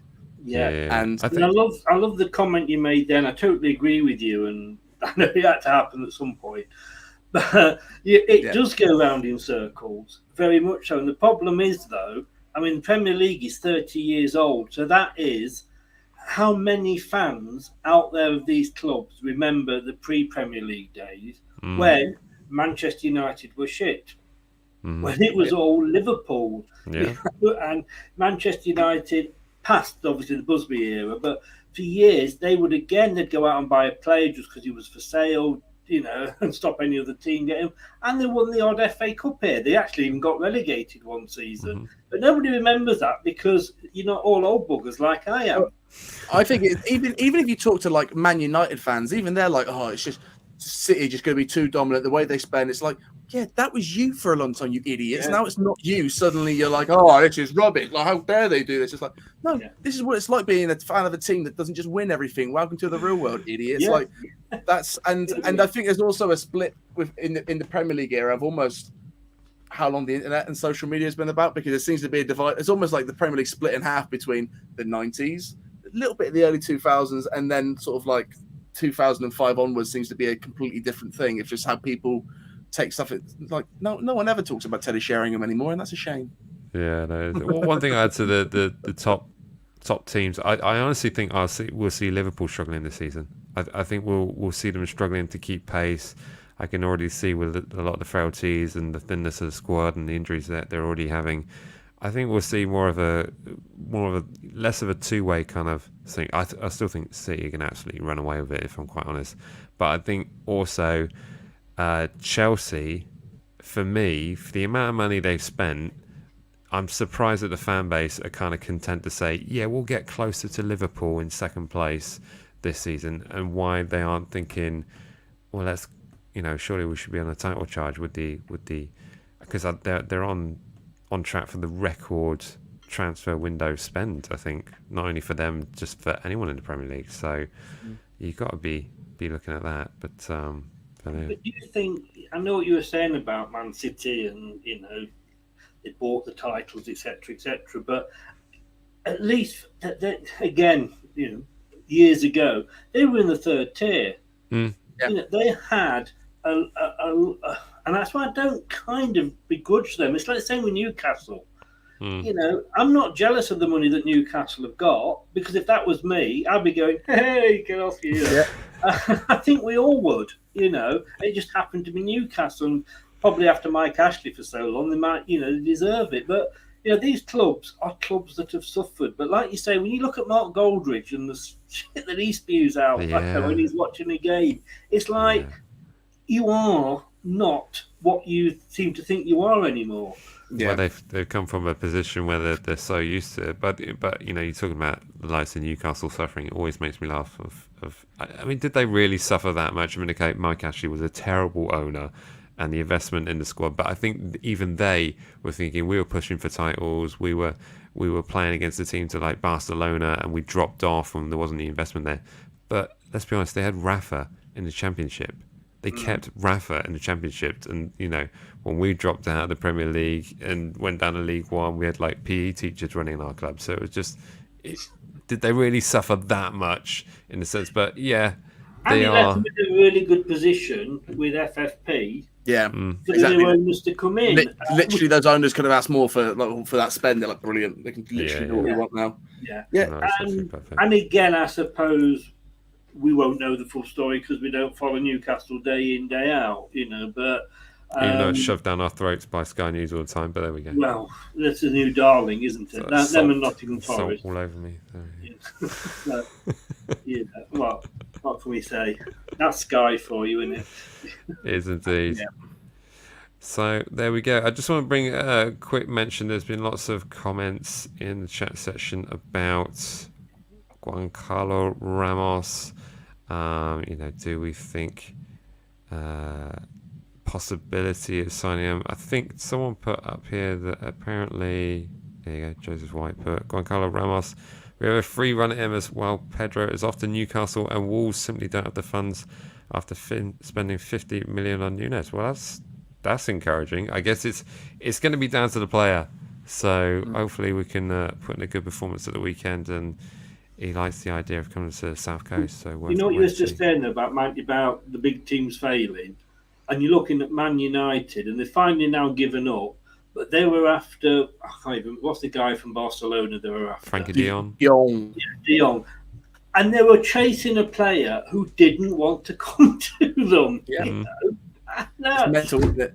I think you look at Arsenal fans since Arsenal for the last 15 years and how up in arms they've gotten about Wenger, and you just watch Arsenal fan TV, you understand what I think now. That just about realizing now that they've got a little bit of stability and people like Arteta, and you can start to see a plan.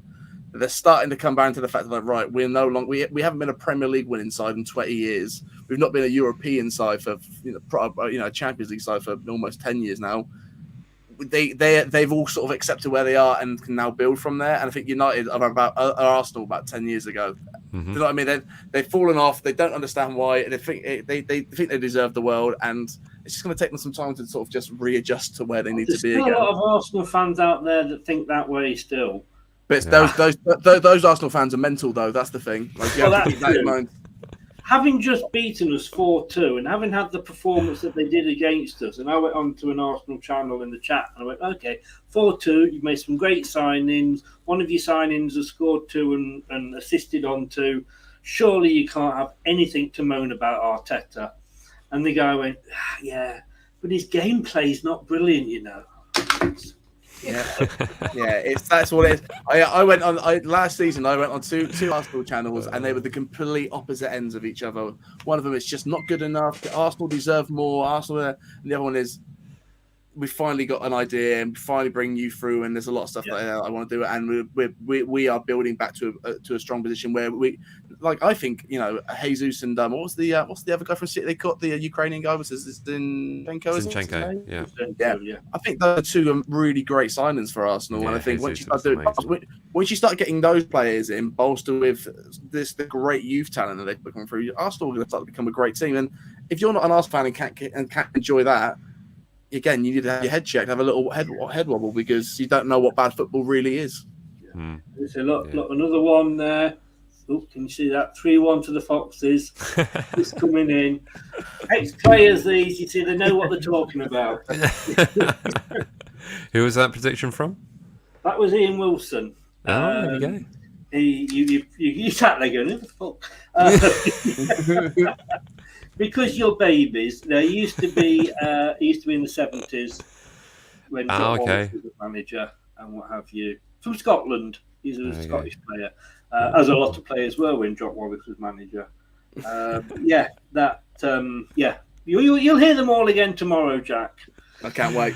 Indeed. Well, I think it's about time we wrap up this evening because this is the longest show we've ever done, but we've had a guest, so we've had lots of extra detail from them.